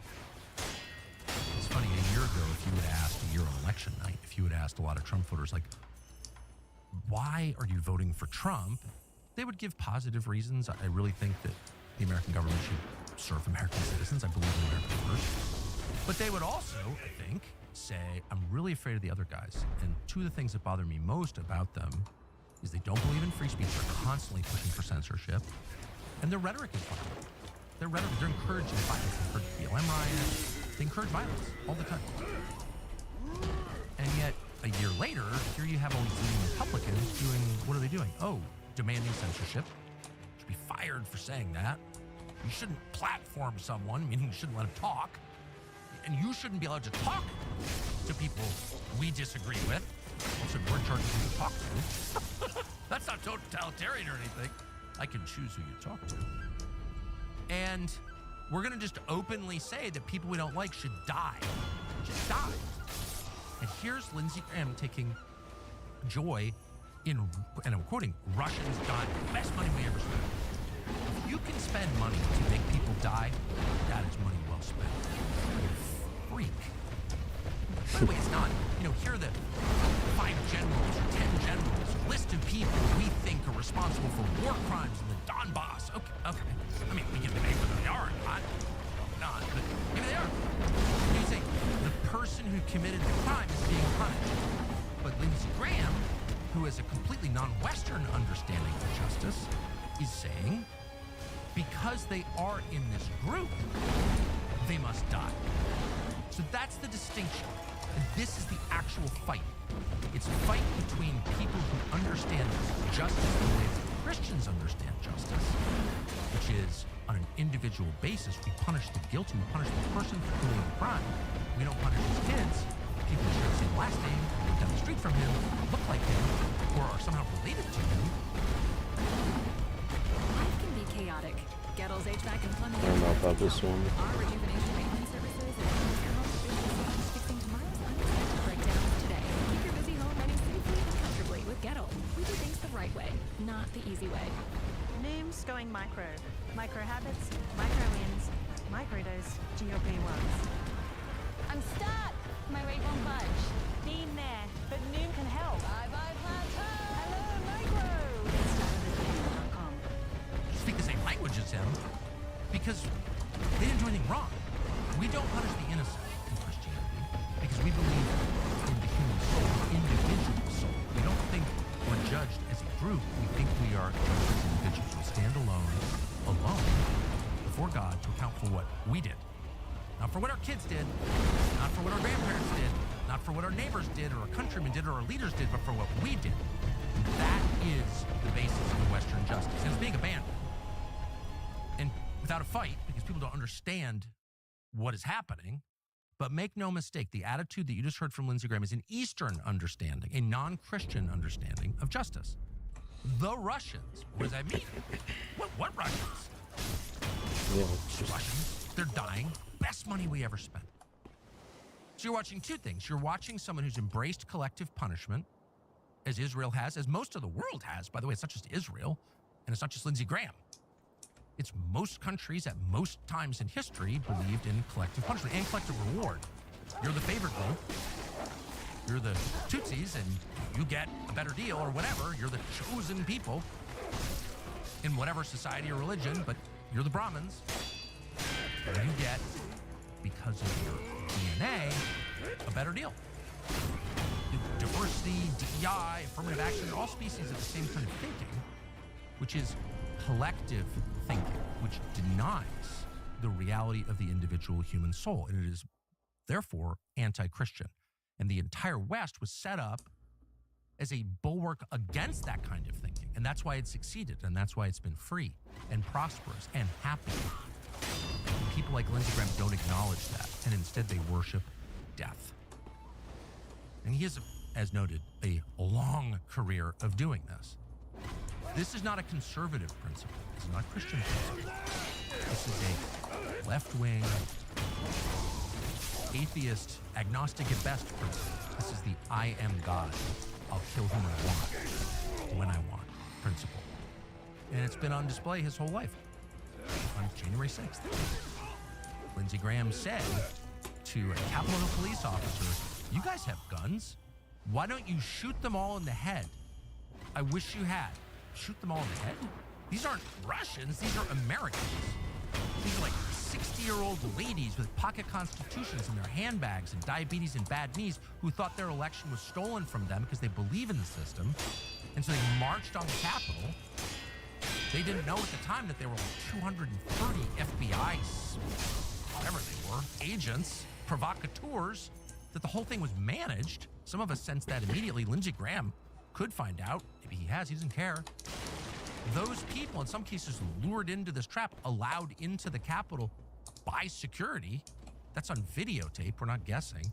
Those people should be executed because what? They made him scared? And he was scared on 9/11. Talk to his colleagues, I have. Lindsey Graham was terrified. Lindsey Graham is a physical coward, of course he is. All the chicken hawks are. That's why they don't fight the wars, but they're also victims in this. When you call for the deaths of others, when you regard other people's lives as meaningless, when you think it's the best use of federal tax dollars to murder them, as he does, you become more afraid for your own life. It's always true. Dictators are always paranoid and afraid. They're never brave, ever. And Lindsey Graham is no different. Shoot them in the face. So the idea that Lindsey Graham is a conservative, with the caveat that, like, who even knows what a conservative is now? Conservative? Is Mark Levin a conservative? Is Dave Rubin, whoever that is he conservative? Okay, I guess. Whatever. But if those are the people, Ted Cruz, conservative? I don't, let's take a close look at Ted Cruz's life. What's conservative about it? Let's take a close look at Lindsey Graham's life. Is that conservative? And what's the reference point for that? What do you even mean? People like that have a completely different set of values on the deepest level, not on a surface level. We're not arguing here about tax rates, you know, and whether we should allow reimportation of prescription drugs. I mean, this is not a policy debate. This is a debate that flows from deepest level convictions, from foundational beliefs, and that is evident in the way that people live. If I took a microscope to your life, what would I find? And in the case of almost every single warmonger, you find chaos and sadness and alienation and weird behavior and abusiveness and alcoholism. It's like they're a disaster. And so they're projecting outward the hate that they feel on, in some cases, entire populations, and increasingly on the American population. So when you think of like a conservative as, you know, buttoned down and has his act together and is committed to his family and his grandchildren, it's like, this is not that conservative. So are they conservative? Who knows what they are? But the point is, Lindsey Graham has sided with the Democratic Party from his earliest days in Congress. I mean, this is literally the guy who convinced John McCain to turn over the ridiculous Russiagate, the original Russiagate private investigator / intel agency files about Donald Trump, the P-tape and the rest, to turn that over to the FBI as if it was real. Lindsey Graham believed that the 2020 election, the 2016 election, was controlled by Russia. There's never any evidence for that at all. But he believed it. He said it. He believed Trump was a Russian agent. How did he wind up in Inner Circle? I mean, God knows what's actually going on. But the point is, if that's the future of the Republican Party, it's going to be a very small party. And it's going to be a small party where, like, the worst people in the world are all, like, clustered together, jock sniffing, yelling at each other. Who knows what they do? But if you wonder, like, who Lindsey Graham actually is, what his gut instincts are, take a look at his first reaction to the death of George Floyd. And in case you don't remember that story, it was Memorial Day 2020, this convicted robber, home invader, drug addict from a porn star tries to pass a counterfeit bill at a convenience store, with these poor convenience store owners in Minneapolis, and gets arrested for it and dies of a drug OD. That was all pretty obvious from day one, actually, but that wasn't Lindsey Graham at all. Here's what Lindsey Graham said about George Floyd. The topic of the country is what to do after the death of Mr. Floyd, and what does the death of Mr. Floyd mean? Well, it's a long overdue wake-up call to the country that there are too many of these cases where African-American men die in police custody under fairly brutal circumstances. Mr. Floyd's case is outrageous on its face, but I think it speaks to a broader issue.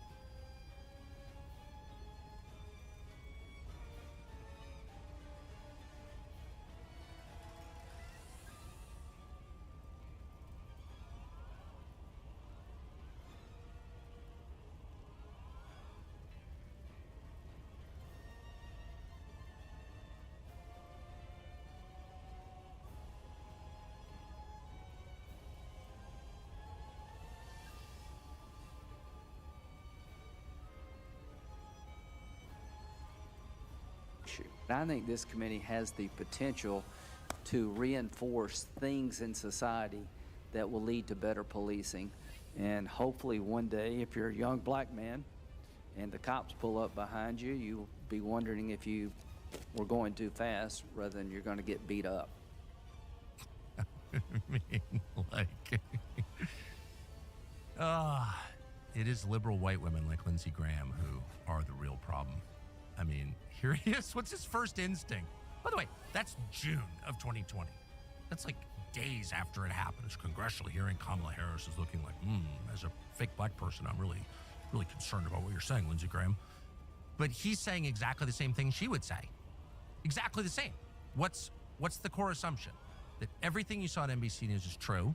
The story that you were fed was absolutely true. And it was a cop problem. It wasn't George Floyd's. George Floyd had nothing to do with it. He was just like some random black guy who got pulled off the street for being black and executed. Thank God on camera so the rest of us saw it, but for being black. And this is like endemic in our society. It's like happily every other black person in America is just like murdered by the cops, these damn white cops, making $50,000 a year. They have all the power. Yeah, so that was his gut reaction. He bought the whole thing. And there he is lecturing cops. Really, the problem is we need better policing in this country. Really? And of course, none of that turned out to be true. And, it's obvious to some of us on like day one that this was BS. It was a manufactured crisis designed to affect broad social change. It was a revolution, and it was. And it did affect broad social change. And hundreds of thousands of Americans have died of drug ODs ever since because of the so-called reforms that people like Lindsey Graham screamed about, screeched about. He and the other liberal white ladies demanded that we re-educate the police because it's their fault. Imagine having that response. You know what the response? Nikki Haley had the response. Nikki Haley, also in South Carolina, also a crazed neocon. First thing she said, the riots happening are good for me. We need to watch what's happening and feel the pain because we deserve it. It's our fault. Really? Dare to do it all behind the wheel of a 2026 Sorento from Tempe Kia.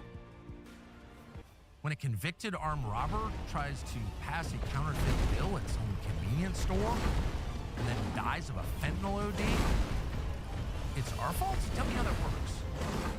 But no one challenged her, no one challenged him. They immediately joined the chorus of the worst people in the world whose first instinct was to blame people who didn't get along, in this case the cops. And the consequences were terrible for American society, and no one ever called them to account for it. Now, why did they do that? Partly because all the ladies in a certain income class, or many of them, have just like the same gut reactions. It's men, and it's hatred, and it's guilt. Desire to seem virtuous in public, etc., etc., etc. Books have been written about this later on. But really, it has to affect, they don't care what happens in the United States. Because it's not really that relevant. Because that's not their goal. Their goal is to improve the United States, which is what they have, not even a little bit. Their goal is to be power players in global politics, because it makes them feel strong, to kill people, because they have a real electric charge from that, and to serve the interests of Israel. Well, it's Nancy Semitic slur. No, it's what they say out loud all the time. Here's Lindsey Graham. It's an amazing clip. No one even noticed this. Watch this. This is Lindsey Graham describing his personal travel schedule and how often he's in Israel. Watch this. Well, this is my 5th visit, I think, since October 7th. I'm here for a reason, to show support to you, my good friend, the elected leader of the state of Israel. I'm here also to take on, and I will talk about this tomorrow, a form of blood libel in 2024. That the state of Israel is using starvation as a weapon of war. It's like an infomercial. It's like a badly shot infomercial for like prostate health cures or something. Super Beats or something. Like, stay there. Well, Dr. So-and-so, it's like, it's unbelievable. He is doing PR for a foreign country. And even Netanyahu, the prime minister of another country, is a little bit embarrassed. Like, who's this weird kind of fawning guy? Is he going to touch my chest? I'm uncomfortable. You can feel that. But the whole point of Lindsey Graham being there, because he tells us it's the point, is to defend Israel from unfair criticism on the internet. Is that his job as a U.S. senator? To be unpaid, and we're guessing about the unpaid part, but I do sense he'd do it for free. To be a PR shill for a foreign prime minister, not even really the nation, another politician who's not an American. What the hell is going on? And then he just admits out loud, this is my 5th trip to Israel since October 7th. 5th trip. Oh. So this was in March, so that's 5 months after October 7th. This is in March of 2024. October 7th was 2023. So 5 months, 5 trips to Israel. That's 1 trip to Israel a month. Huh? Is there any chance that Lindsey Graham has been in the, I don't know, state capital of South Carolina, Columbia, once a month during that time? No, there's no chance. In fact, he hasn't. By the way, Lindsey Graham was that same year in Ukraine more often than he was in Columbia, South Carolina. And what's he doing there this time? Well, he tells us he is there to refute the blood libel. It's not exactly what that is, but it's something to do with like anti-Semitism, or it means you hate the Jews, or you're defending the Holocaust, or something horrible. You're a Nazi, something like totally beyond the pale. And the blood libel is that Israel is using starvation as a weapon of war. Now, who would say that? It does seem like a kind of a tough criticism. Well, let's see. Well, Israeli cabinet ministers, Smotrich and Ben-Gvir, have both said that out loud. And they're cabinet members in the current government. And they have said, yeah, starve them out. Starve them out. Kill them. I mean, they're all the same. They're Palestinians. Their crime is their genetics. Their blood is tainted. We have magic blood. They have tainted blood. God loves us, hates them. And when they die, it's just a virtuous thing because they're not human. There's no doubt, always and everywhere, that kind of thinking about other people in terms of the group into which they were born, rather than in terms of what they do, what they're like as individuals, that kind of thinking leads to mass killing, genocide, every single time. And not just in Germany in the 40s, though it did lead to genocide there, but also in the Ottoman Empire in 1918, and also in Rwanda in 1994, and actually throughout history. When people start thinking of other people not as people, but as components of some larger whole, whose value is determined by their blood, you will inevitably wind up killing all of them if you can, because they're not really people. And you will also wind up saying out loud that it's okay to starve their children to death, as they have said repeatedly. And not just some random guy in the comments section on the Jerusalem Post, but at least 2 current cabinet members of the current government. But Lindsey Graham is telling us that's a blood libel? Why are you telling me that? I have internet access. Why are you saying that? Because you're a liar. And nothing you say is true, except what you say about yourself. And that's that you love another country more than you love your own, and you love killing more than you love living. And that's enough to know. You can't be a leader in the party I vote for. I'm sorry. And so with that in mind, and we hope you agree with that. We're sorry to say it, but this is not a very safe country. Walk through Oakland or Philadelphia. Yeah, good luck. So most people, when they think about this, want to carry a firearm, and a lot of us do. The problem is there can be massive conflict. It was why it makes self that have one that creates self. Switch to Charity Mobile and support pro-life, pro-family causes just by using your phone. All plans are under $50 before taxes and surcharges, even unlimited. CharityMobile.com, promo code Tucker. Pluto TV is your home for premium black entertainment. You bring it on. Check out the Black Collection.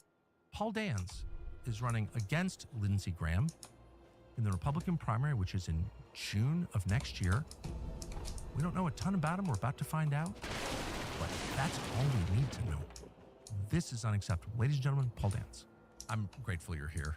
My pleasure. Thank you. And I'm grateful that you're running against Lindsey Graham, not just as a protest candidate or some, 80-year-old I'm fed up guy, but as someone who understands the policies, who's been involved in making policy, and who has a realistic chance of beating Lindsey Graham. And I just want to say out loud yet again, my motives are not personal. I've always liked Lindsey Graham.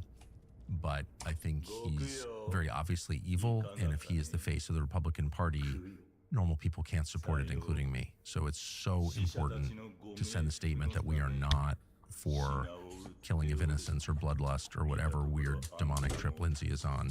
I'm really praying for your victory. So how did you decide? Let's just start at the end. How did you decide to run against Lindsey Graham? Well, I'm original MAGA. I kind of go back to even H. Ross Perot days, and we'll get in a little bit about how. So you supported Perot? Oh, I was a Perot. Perot was my first vote for president. I came from a kind of a traditional ethnic Catholic family, working class. My parents were the first to go to college, to actually speak English. My siblings were the first. My parents spoke Spanish and French at their households. But why am I running ultimately against Lindsay is for God, family, country. I don't think we have a choice at this stage. This is about the future of the movement, whether MAGA, America First lives or dies. We have to start thinking post-Trump, and this is going to be the fight for the future of this country. I stand on the shoulder of giants. My family's tradition, coming here as immigrants, living the American dream, building, working for it, fighting for it, dying for it. And I can't sit on the sidelines with all the gifts, the Lord has given me at this point in time. I'm a dad of 4, now to be 5. And you have a 5th child on the way? I do. It's quite incredible. My wife is 22 weeks pregnant, and it's a blessing from God. This is what happens when 2 folks try to work from home. Is that what happens? I wish I had 5. I'm envious. No, my wife's a famous ballerina, and so you can imagine she does her workouts at home and everything like that. But I've been very supportive of her business, and I was, working in the trenches, if you will, for the last 5-7 years, really, with the Trump admin. I was the architect of Project 2025, and right now, this is, I believe God has a plan for us all, and this is a calling, but it's also that I have the life experience. I cannot sit back and watch somebody like Lindsey Graham represent our state. No. I live God, family, country, and when you live those values, that's how you can actually make them happen in Washington. Well, that's exactly right, because it's sincere. Because you're defending your religious faith, your family, and your nation. It's not theoretical. It's not an ideology. It's not a personal fetish, which I think in his case it is. If I see one more homoerotic picture of Lindsay with Ukrainian soldiers, I don't know what I'm going to do. And I'm not attacking, or attacking gays or anything like that. But this is a one-man sick fetish being imposed on a nation of 350 million, and I'm just sick of it. But it's one thing to oppose that. I'm not running against Lindsey Graham. How did you actually decide to put it on the line and start a Senate campaign? Well, like I say, I was a Trump guy before Trump knew he was running. And we can talk more about my family's bio because I feel that informs so much of who I am. Yeah. But, I was hoping Trump ran in 2012. Yeah. And I'm one of these guys who is kind of curious about the birthplace of a former president, if you will, which Trump was asking all those questions. I remember him going up to New Hampshire here, and I thought he was going to announce. And famously, he called on for the birth certificate. But, Trump was a disruptor. So you saw Trump even then in 2011-12 as a potential political leader. Absolutely. My dad's family came up from a coal water flat in New York City, and my grandparents built that city. They were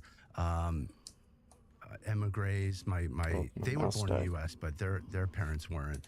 And to see that city grow, my grandfather was at sea for 40 years as a Marine, merchant Marine, and my grandmother was an interpreter. She spoke 8 languages in the city. But the malaise that happened in the 1970s, they never thought would change. And then it did change with Rudy Giuliani and Trump and this belief that we could rebuild in America. And so I knew of Trump long before that, just from hearing the stories of my grandparents about, facing being mugged on the subway and all how the city had slid down, and finally people were digging out New York. And he's famous for the Wallman rink there. Yes. But it's emblematic of somebody who basically comes in and reorders the system, and who kind of is a strongman in a way as a mayor, or somebody who can actually come in and get things done when bureaucrats are running around doing nothing. Exactly. It's funny that you saw that so early. I didn't at all. And when Trump called me in 2015 to say he was running, I knew him, of course. I always liked him, but I said, that's absurd. I laughed at him because I didn't get it at all, and I didn't take it seriously at all.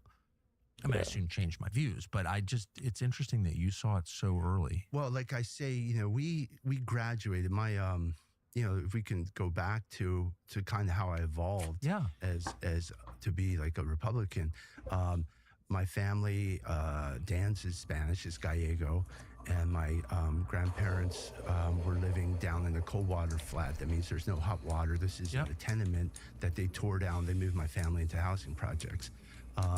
And ultimately, my dad was an only child, but he was, you can think of it almost as a Dookie Howser, a guy who was raised by his maternal grandmother because everyone was working. She was a cleaning lady. And he made it to military school, graduated college at 19, and then Columbia Medical School at 23. So he became like a leading man in medicine. He was in the Berry clan, which is the doctor's draft back in the 60s. They needed doctors for the military. So my dad was drafted into that and did his Vietnam service in the NIH. But this was, at the time, my grandfather was at sea. And this is when New York was really its top mercantile existence, where there were actually factories in New York City. He was later on the Murmansk run, which is the famous convoys in the North Atlantic. And Grandpa was in the engine room, which, this is, if you want a definition of what a man is, because I know our culture struggles to define a woman, but you can imagine somebody like Popeye. I think my grandparents literally looked like Popeye in olive oil. But he literally had a tattoo on his forearm. But these were the people who were just brave and did it, And he went to sea in World War II. Nazi torpedoes sunk in his boat. These guys, when they came home, the Merchant Marines, these were hardscrabble people. They didn't even get veterans benefits. So my family tradition is kind of like giving everything for this country and getting kicked in the teeth for it, and then coming and loving it even more. So ultimately, they did give veterans benefits in 1989, and I believe that Barry Goldwater was one of the chief champions of this. So my grandparents became Goldwater conservatives. And really? That's how they evolved to be Reaganites. So they were kind of these hard hat, outer borough New Yorkers who moved from, slum tenements to public housing, and then ultimately to a little piece of the rock up in the Bronx. So that's my dad's side of the family. And, my mom's side is even more, maybe not more patriotic, but the same sort of crew that came from working class stock. They were French Canadian immigrants. My grandfather was one of 22. That's kind of, I guess, runs in our blood. But my mom was the youngest of 8 in a town called Woonsocket. They worked in the textile Woonsocket, Rhode Island. Woonsocket, Rhode Island. Textile mill workers, right? And these guys were the mechanical geniuses. 5 of her brothers went off, fought World War II. Their first language was French. Yeah. So they actually went behind enemy lines. They cut the supply lines. They landed on D-Day. And these were the simple guys who kind of came back to the machine shops and stuff. Here to only see the factory town move abroad in the 1990s. It's the story of all New England. The French, the Arcadians coming down to staff the factories and then just getting marooned. Yeah, it's the story of all over this country, And we had moved around. Like I say, my dad was in the military. I know Lindsay's team likes to tag me as a New Englander, but I lived in Boston for all of 2 months when I was a baby. But my dad was on orders from the military. So, it's kind of like he's a Vietnam vet and we're a military family moving around. We moved to Colorado in the early 70s, and this was post-hippie Colorado. And Dad wasn't quite a social justice warrior, but it was a little closer to kind of Archie Bunker dynamic where they were, kind of questioning the Vietnam War. Dad had done his service, but there wasn't something sitting right about it. And ultimately, he stood up the first migrant health clinic and kind of, because his first language was Spanish. So, as well as like VD walk-in clinics. These were, my dad revolutionized a lot of how medical care is given that we take for granted. In the old days, you only had a primary care physician. Yeah. So we came east in the bicentennial year in 1976, and that was kind of my wonder years. And I think that's what really built the whole patriotic feeling, because these were, all I knew were these great quiet men and women who sacrificed for the country, and living in the footsteps of Mount Vernon. We came east. Dad was a health policy fellow on the Hill and got a taste of kind of public policy, and we got to go around Washington in the bicentennial year. My parents were, my mom was a chemist. She and my father were introduced by the parish priest in 1966 in Washington. So they were Kennedy-esque. They were the people who came to Washington and were not asking what their country could do for them, but what they could do for their country. So literally, I'm the spawn of two NIH scientists and very patriotic background. We, learned back in those days, we used to sing songs, patriotic songs in second grade and third grade, and kind of came up through that. Dad ultimately got recruited to Johns Hopkins, where he stood up the first ethics in medicine course. So Dad and Mom, we were very faithful Catholics and always going to church. I was an altar boy, after all. But that's how we kind of grew up. K through 12 public schools. My mom went and worked in the underprivileged schools in Baltimore. This is just going to take me to the memory. I went to MIT.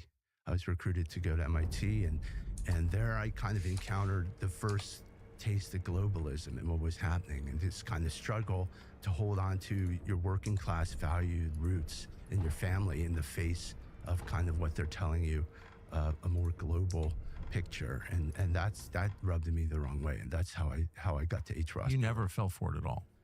No, I didn't. I think I was blessed with great parents. I really respected Mom and Dad, and ultimately, I think when you look at a politician, you should have a right to value that person. Say that person could be a role model. I struggle in life, but I was blessed with the right direction early on. And I know a lot of people haven't been in those situations, have to overcome things. I certainly overcame a lot in my childhood as well. But the grounding that you get and those values carry you for the rest of your life. And I didn't fall for it.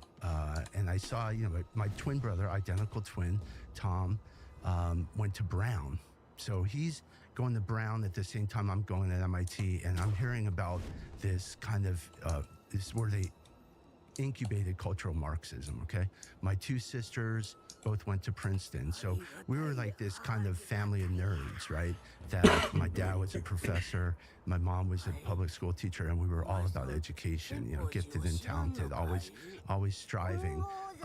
But we began to get this dosage of cultural Marxism. What was interesting, though, was we came up at the end of kind of the Cold War period. So in public schools in Baltimore County, they actually were teaching Russian.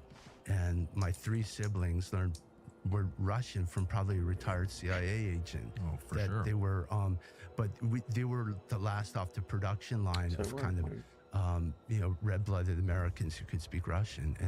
And my parents had this, just a great ability to inculcate us with values and arts. And my mom was a pianist. She turned down a scholarship to Eastman School of Music to go to college at Trinity in Washington first on a full scholarship. But, so I never fell for it.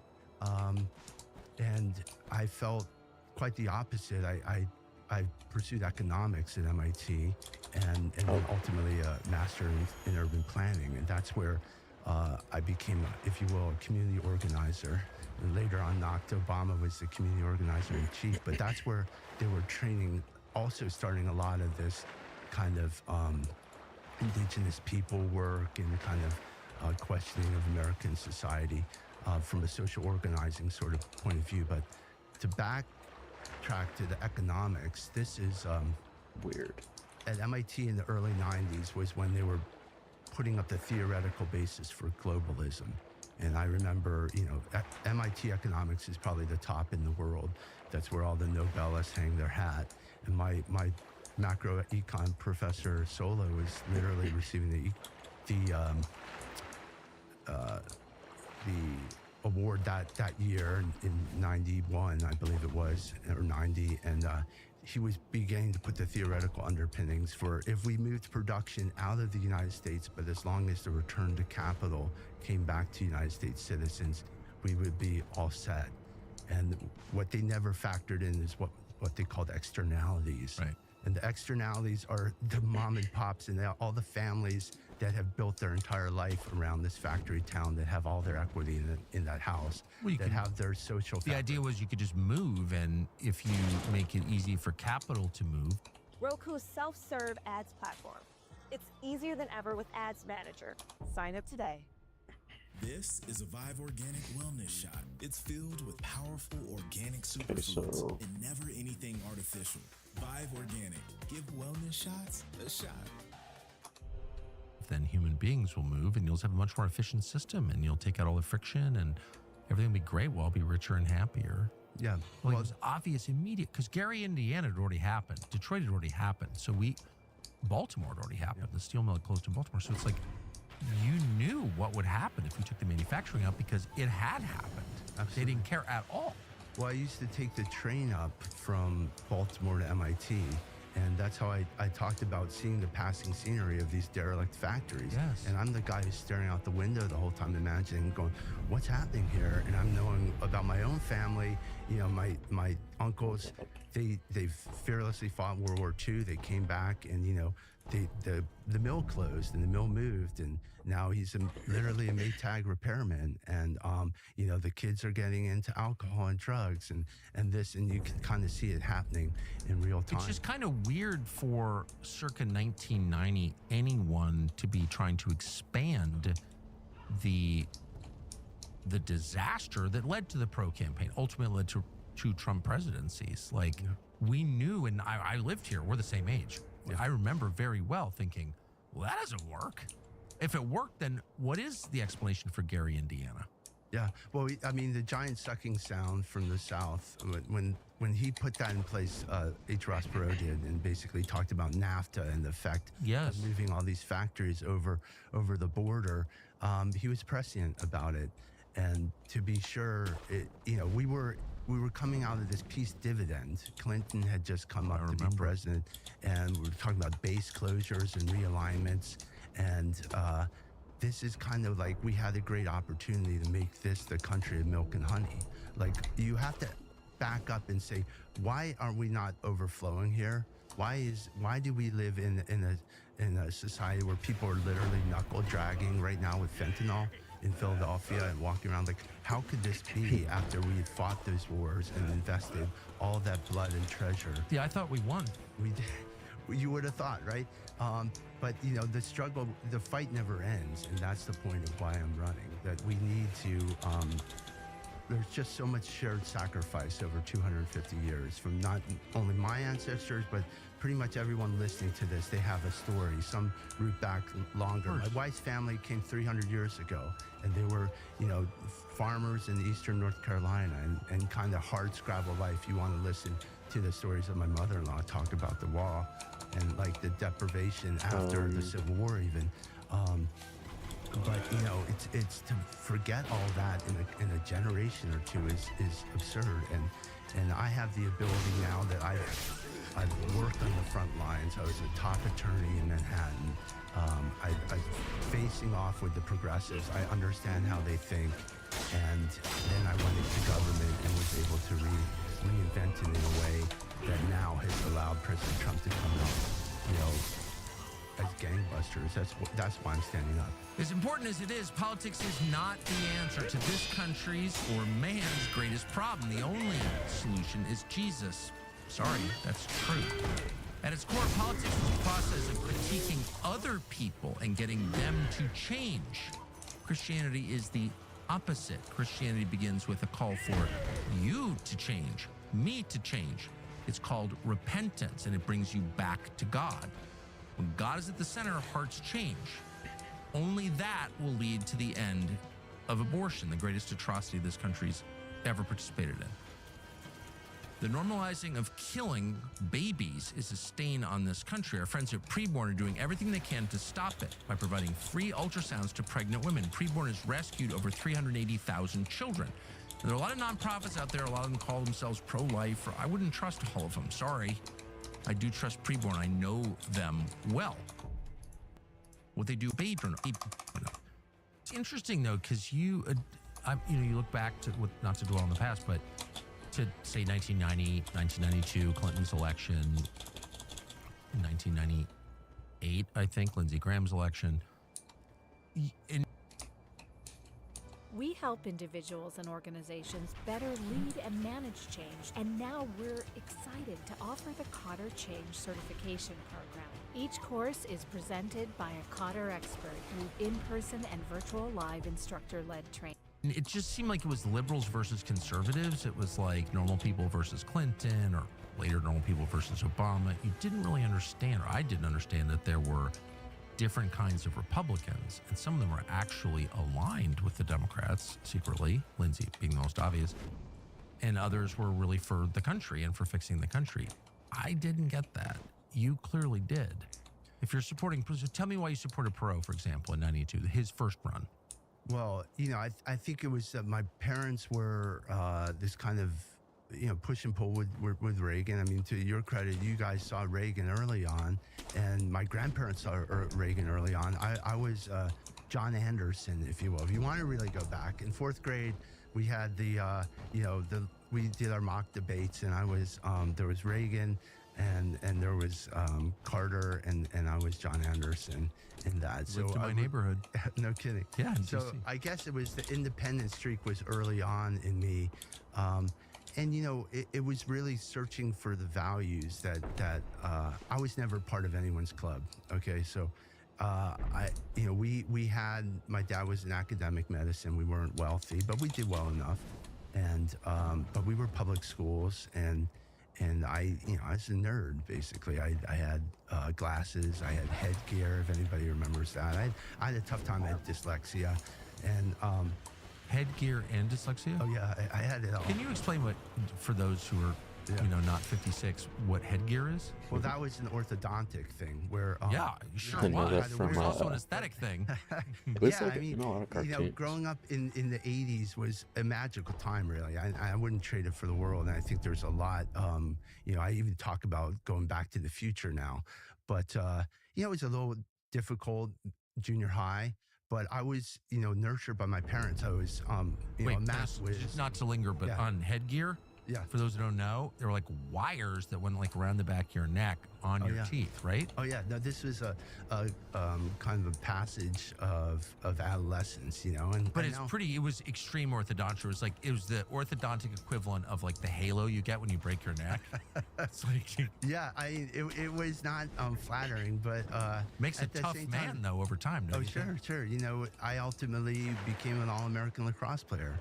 This is like, we had this nurturing. I mean, the guys who ran our school system were the Korean War vets. So I really credit them in this kind of Cold War Baltimore upbringing where they were like, weak American teenagers. I remember my gym coach there in junior high talking about like, we had to do push-ups, and we had, it was like the showering and going out there and playing football and just kind of like stuff nowadays people would be like, no, that doesn't work. But they would take wrestling and they'd be like, you wrestle now in the center of the thing. And that was kind of what we were growing up with. But my principal there in public school was this quiet man, in terms of humble, a war hero. He literally didn't have use of his arm, but he was, Dr. Cadle would say, he saluted excellence. His entire thing was, at Delaney, we do things just a little bit better. And he'd get on the internet,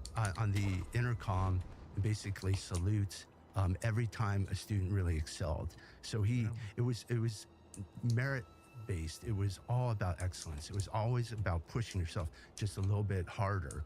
And that's what I came up with. And that's the sort of values I think that built our country, and we need them back. Okay, so, but to be fair to Lindsay, if you were to ask Lindsay what makes you qualified to be a senator, Make Thanksgiving unforgettable this year with inspiring designs from Living Spaces. Create a warm, inviting atmosphere.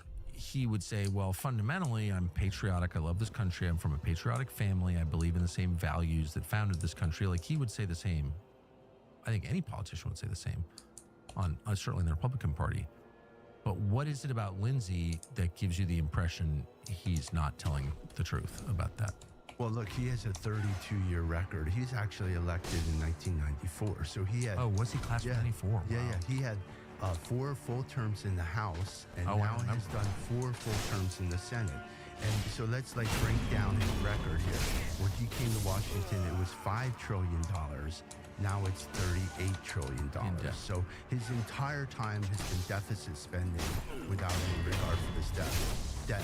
He also, he has marked with these endless wars. Everything he's supported from, Afghanistan, Iraq, Syria, Libya, you name it, he wants to invade it and bomb it. And then just this last couple of weeks, obviously Venezuela and Iran before that. So this notion of patriotism for him only runs towards kinetic fighting abroad. And then we have to ask, what is the purpose of that? Because every time we extend ourselves abroad, we are necessarily diminishing our ability to build this city on the hill back home. And he's never, championed any of these things. Here I have this life experience where my parents were NIH scientists. I was at my mother's deathbed when she died of cancer, breast cancer at 65.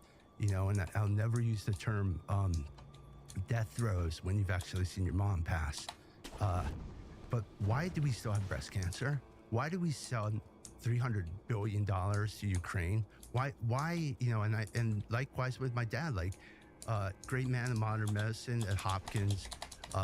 I had to say goodbye to Dad in the moon suit, with COVID in February 2021. This is right after Trump left office, but they were the whole COVID thing was just so ridiculously foisted on us, and we need to get to the bottom of that. So, but I walked in there on day 3, and they said you could say goodbye to your dad for 15 minutes, and then I go, well, he doesn't really have COVID. Could you test him?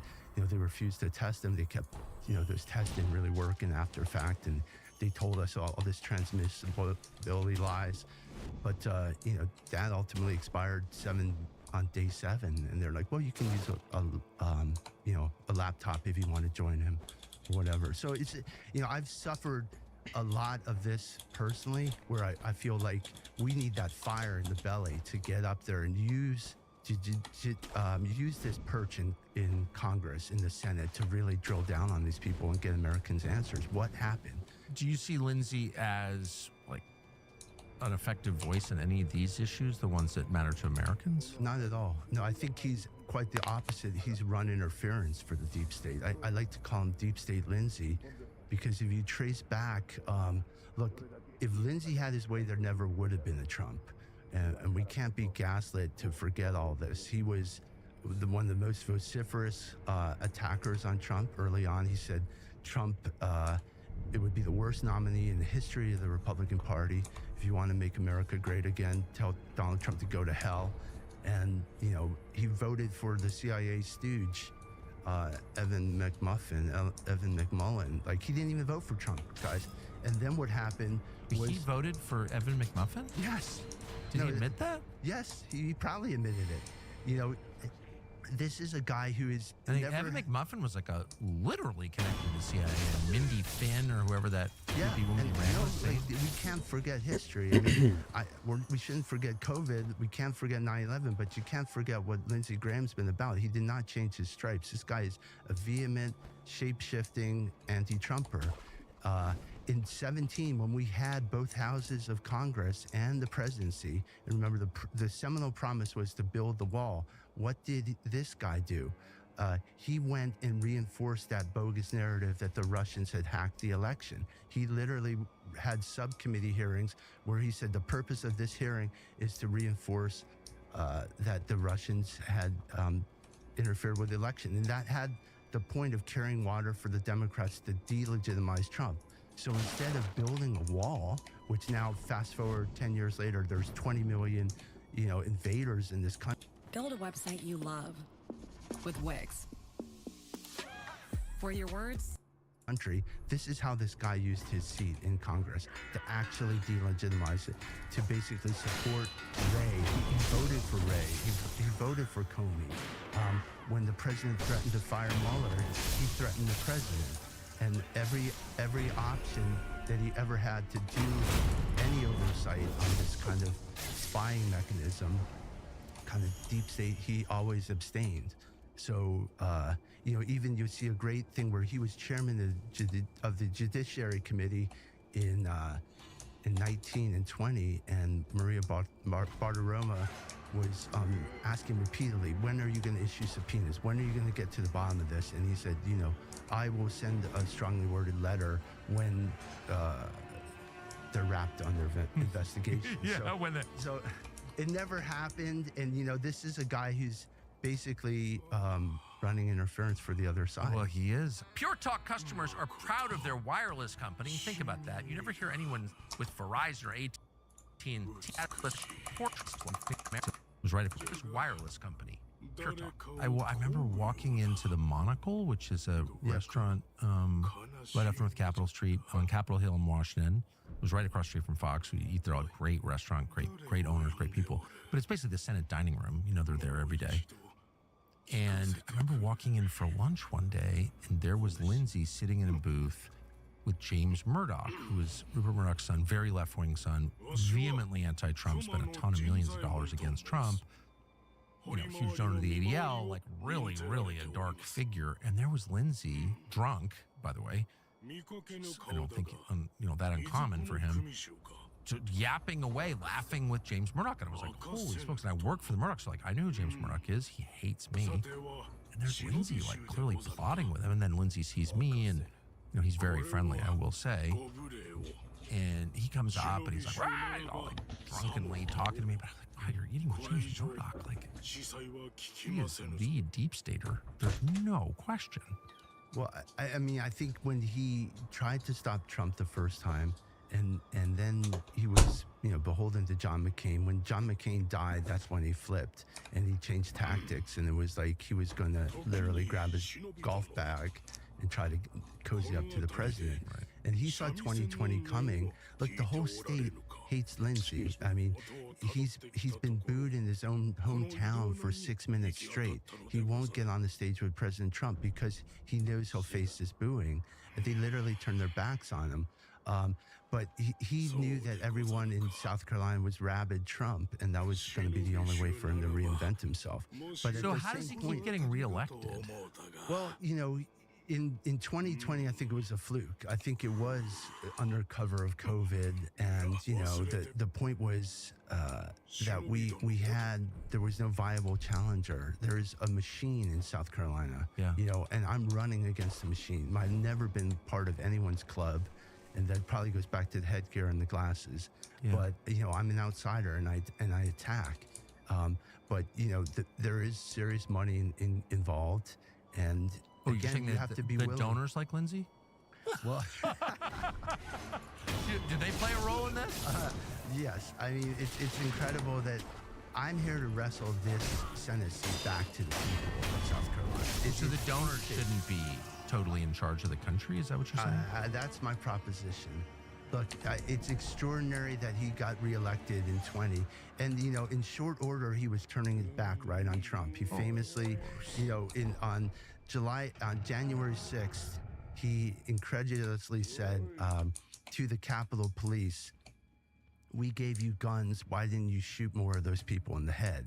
This is a guy who, notwithstanding... Gave you guns, why didn't you shoot more people? And I'm really trying not to be vicious or use slurs against Lindsay. He certainly use them against me, but I want to be Christian. I don't want to do that, but boy, it's tempting when you hear that, because that is so evil.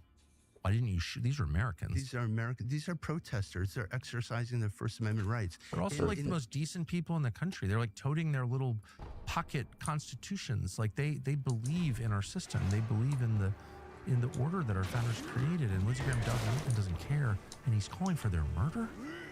I mean, that's unbelievable to me. He's always calling for violence. It's almost a bizarre, it's killing at the top of his mind. He just did this. I don't know if it was violence against me. I know he was attacking me. That's not why I'm doing this. I don't care what he thinks of me, but he was calling for violence. Wasn't he calling for violence this past weekend? Yeah, he was speaking. It's actually a disqualifying speech. If you look at it, it's so unbecoming of the United States Senator, and I think it's one for the books. But he got up there in Las Vegas, the Republican Jewish Coalition, and he definitely seemed to be under the influence of something. Well, he's drunk all the time. It seems to me. I have noticed that. Look, I'm not calling him an alcoholic. I'm just saying, as an alcoholic myself, who's recovered, I would say every time I see him, he's drunk. So there's something. Well, he was feeling his oats, and he got up there and literally said to the audience, who are Jewish in the main, and I think that this is a great slander, in terms of caricaturing your audience. He said about the administration. When your severe asthma says you can't, Tespire says you can. Tespire is an add-on treatment for people 12 and over that treats your type of severe asthma. We are killing all the right people, and we're cutting your taxes. Killing all the right people. Yeah. When you find yourself, he's 70 years old. He's going to have to face the consequences of this at some point, the eternal consequences. If you're bragging about killing people.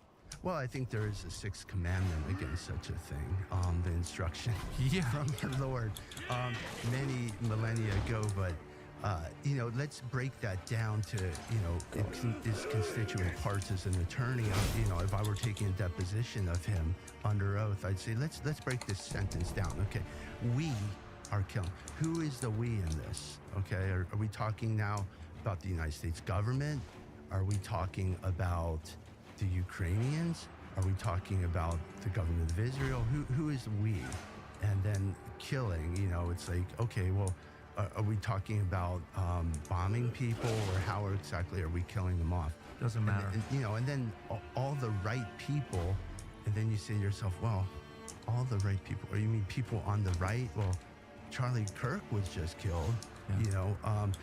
Can you have a little bit of space from the man's actual wake before you're intoning violence? And then he turns in the next sentences to actually threaten violence against the right. Now, this is a guy who just said shoot people in the head on J6, is now saying if someone stands for office and critiques Israel, we're going to beat their brains in. He said that? Yes, he said beat their brains in, and then he later on used... we're going to Gaza them. Well, he said cream them as well, which is, kind of an unfortunate turn of phrase for him. But, beat their brains in, and it's just like, who are you talking about? Like, why would you talk about... He's talking about hurting Americans, killing Americans on behalf of another country, a foreign power, okay? So, I don't even know what to say to that. If you're not appalled by that, go ahead and vote for him. But where's your celebrating this whole rant? It's an extraordinary thing. I guess you haven't seen it, but then he goes on to. I have not. Look, well, President Trump, we're all out of bombs. We didn't even run out of bombs in World War II. It's like China, if you're listening, the sitting United States Senator just told you that we were all out of bombs, and we know that we can't restock all those shoulder fire missiles that they take 7 to 10 years to build, that we have no industrial base. But he's literally bragging about the fact that all of our munitions have been passed to defend this eastern border of Ukraine. For what? But yet none of this benefited America. None of this had anything to do with America. It's absurd. We were invaded while he was in the Senate. He said nothing. It's benefited some people in America. If you happen to own the defense industrial stocks, and has he gotten rich in the Senate? I haven't even checked. Well, who knows? It's a good question to ask. It doesn't matter. He's 70 with no kids, so what does he care? Well, I think that the point is that he has to fully supported. The Senate seat is kind of wholly owned by a foreign interest or kind of defense industrial components, and it's so far removed. The people of South Carolina are a mere kind of imposition, really, the voting. And it's like, we will deal with you once every 6 years. We will gaslight you. I'll get a couple photos of me behind President Trump and, just kind of move along. But, meanwhile, South Carolina's 50 out of 50 in roads. Okay, people die on our secondary roads. The actual infrastructure is 30 years behind, which roughly maps the time this guy's been in Washington. He's never brought the bacon home. Unless you think of home as Ukraine or some foreign interest. But certainly, South Carolina, you go off the main highways, which, by the way, Now is no time for the unexpected. It's Gettle time. Gettle's if anyone's driven through on the 95 or on the 20 or the 26, they're two-lane death traps. They've never been expanded. Now they're beginning to be expanded.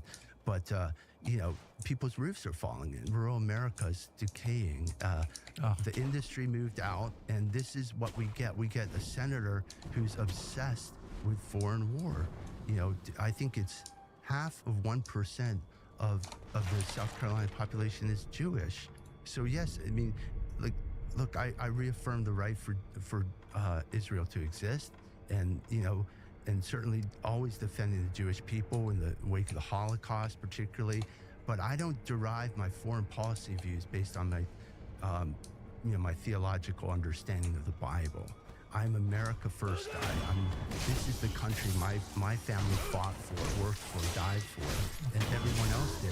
So this frame that a U.S. senator would spend 3 days in Washington and then run off to Kyiv or Kiev, as we used to call it, and hold hands with a foreign dictator who suspended elections, who's imprisoned the opposition, who's shut down the press. What about a weirdly hot foreign dictator in a tight-fitting military uniform or a tracksuit? I mean, I'm just saying there are mitigating circumstances here. Kind of a young Fidel or like Che in the Sierra Madre, 1958, cigar clenched resolutely in his teeth. Like, there is a kind of appeal there. Well, maybe that's the Venezuela thing to be explained that way. There's a little bit of the Latin Ruby Rosa, I actually right? said to myself, don't be a jerk during this interview, but of course I can't. I have no self-control. Well, look, I mean, his sexuality is his own thing, but if it's based on kind of his psychosexual urge for violence, that's a problem. Let's stop lying. Okay. I'm not being mean.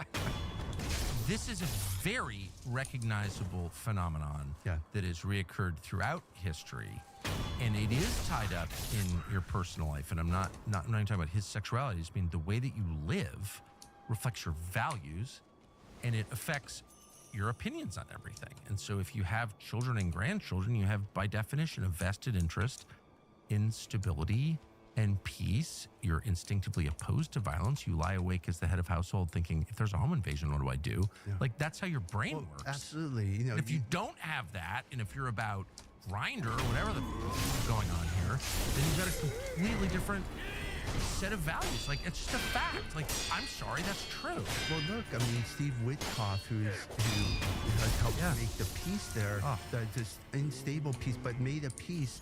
He tells in his 60 Minutes piece how he first found common ground with his adversary on the other side, was saying, we belong to an unfortunate club where both of our sons have predeceased us. And so it's like, he found common ground as a dad. But look, I just say of Steve Witkoff, who I know well. Steve, if you watch Steve Witkoff's relationship with his two surviving sons, you see like where Steve Witkoff's instincts come from. He's very close to his boys, and one of whom I know well is like a genuinely great guy. He reveres his dad. The dad loves the son. That's the goal. And Witkoff looks at the world that way. It's like, I have grandchildren. Like, I want to continue the good things in this world. I don't want to blow it up tomorrow. 100%. Right? Look, It matters. This is what we need in the statesman. We need somebody. Look, I live these values. I have a family. I have a stake in the future. I've lived a life. I've lived with a woman. We've suffered. We've survived. We've thrived. And that life experience, watching my mom die in front of me, going in with the moon suit with my dad, seeing kind of the setbacks my grandparents felt, only to see, them to ultimately succeed. These are things every day I walk in the office on the shoulders of them, but I carry that weight, this shared sacrifice. And when you go abroad and you're with a culture that has, maybe nothing to do with us, I'm not looking to convert them. I'm looking to find a little bit of humanity, common ground. Yes. And that's where you say, look, parents love their children, okay, in all cultures. And that's an immediate thing where you can have some respect for life. Look, he is the worst, Lindsey Graham is the worst emissary or real avatar for any of these values, whether it be kind of peace and the United States values, or what he's doing now with engendering, I think, anti-Semitism. He's actually making that's for worse. All these advocates for Israel. Definitely. I mean, from Bibi to Ted Cruz to Lindsey, they're all making people hate Israel. I mean, so tasty, it could make Poseidon swim to a spoon. Holy divine taste from the Greek gods. Across industries, digital transformation is accelerating like never before. Imprivata's innovative access management solutions give users what they need. Fast, seamless access controls. Imprivata. That is a fact. As someone who's never hated Israel, speaking for myself, never hated Israel, I vacationed there. But these people are changing in their advocacy. Rabbi Buttplug, all of them. They're all making people dislike Israel, big time. Well, I mean, his speech. How is this helping? His speech was shameful, and it should be repudiated. To call for violence the way he did against the right, a sitting United States senator in the wake of Charlie Kirk. It needs, the president should distance himself from those remarks. But here again, like, he intrudes into like women's health. Like, if there was ever one cohort in the United States who should sit this one out, it's a 7-year-old warmonger who's never shared a life, as we can tell, with a woman. It's like he does more damage than good. And with respect to those issues for life, it's like being pro-life means also not killing people. I mean, to borrow a little bit from the Pope. Agreed. But like having a sensitivity towards that as well. And well, why? Because we think human beings are the most valuable thing God created. That's what we believe. And if you don't believe that, you shouldn't be in charge of human beings, right? Well, we're committed. We are created in God's image. Exactly. So every time I look, one of the great things my parents did was name me after St. Paul. I'm always trying to walk in his way, the instructions. But what a man. That we learned, to have a mutual respect for our common man, to look at the beauty. If you look at a person, you say, look, you were created, there's something amazing about you. It may not be evident on the surface, but I know that there's something. And you may have had a troubled life, but you can always improve, and to be able to have that kind of fundamental respect. I come from a long line of janitors and chambermaids and people who did the dirty jobs, and I never feel like I'm superior to them. I think that that's really the mark of liberalism, progressive government, is that there's a small group of us who know better than the rest of the world how to. That's some dumb credential from a credential factory. Exactly. No, I couldn't agree more. There's a real lack of nobility among people like that. With Lindsey Graham, a true lack of nobility, and that's fine, and he's going to have to answer for that. But to have him in a position of leadership, particularly in a party that I voted for, don't have much option actually. Well, this election, not acceptable. Look, this is a post-Trump election. A Senate term is 6 years. President Trump, the 2028 trolling stuff is funny, but he's out of office in 2 years after this election. That's correct. Be a lame duck president the day after the election, kind of cementing his legacy. And where does this movement go? All of us who fought in the early trenches, look, that this whole thing could just be sucked right back into the swamp with the shape-shifting establishment, really neocon, deep state guy, who's managed to somehow pull in Trump a little bit, or at least the inner circle around Trump. Do you think it's weird? I'm sorry to jump around, but I'm just thinking about, you reminded us all that Lindsey said after January 6th, we gave you guns, shoot them all. Of course, none of the protesters had guns, not a single gun, no guns, except for the 200 and something undercover FBI agents, all of whom armed, but no actual protester had a gun.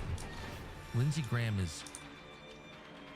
only speaks in martial language. Kill them, crush them, bomb them. You know, he's a tough guy, right? He's like some reservist or some fake rank in the military or whatever. But he's terrified on January 6th.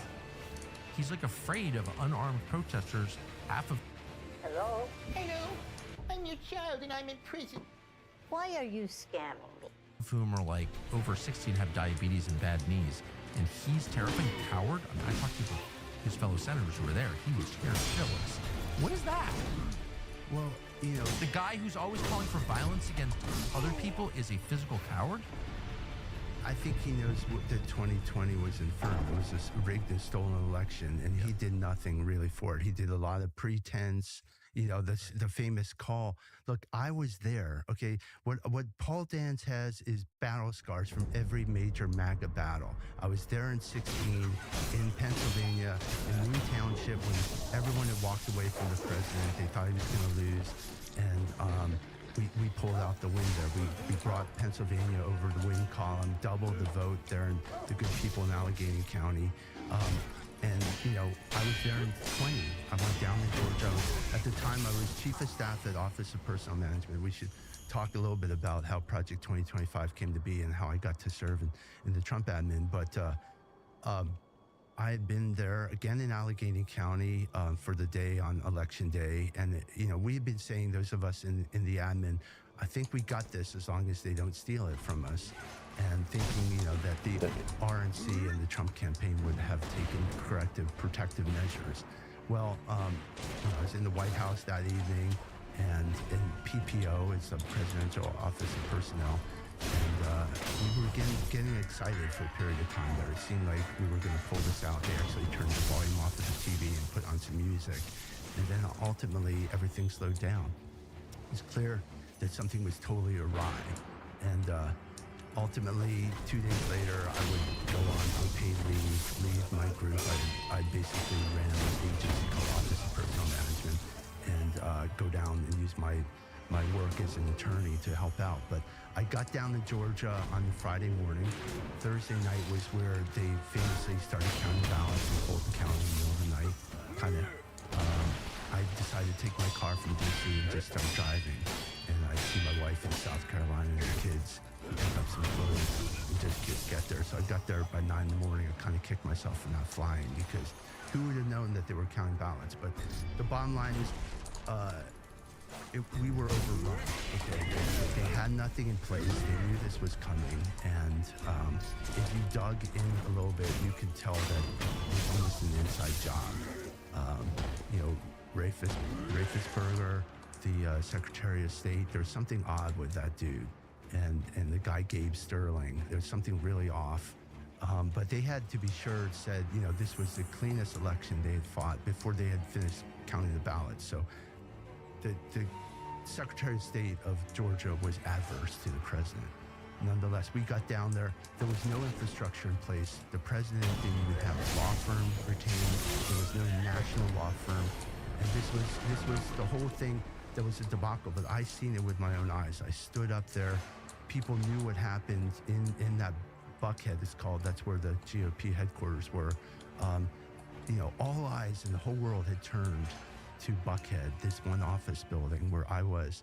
And we didn't even have a desk. There wasn't even a law firm. I went out and bought myself a computer, sat down there, and it's Saturday of the election.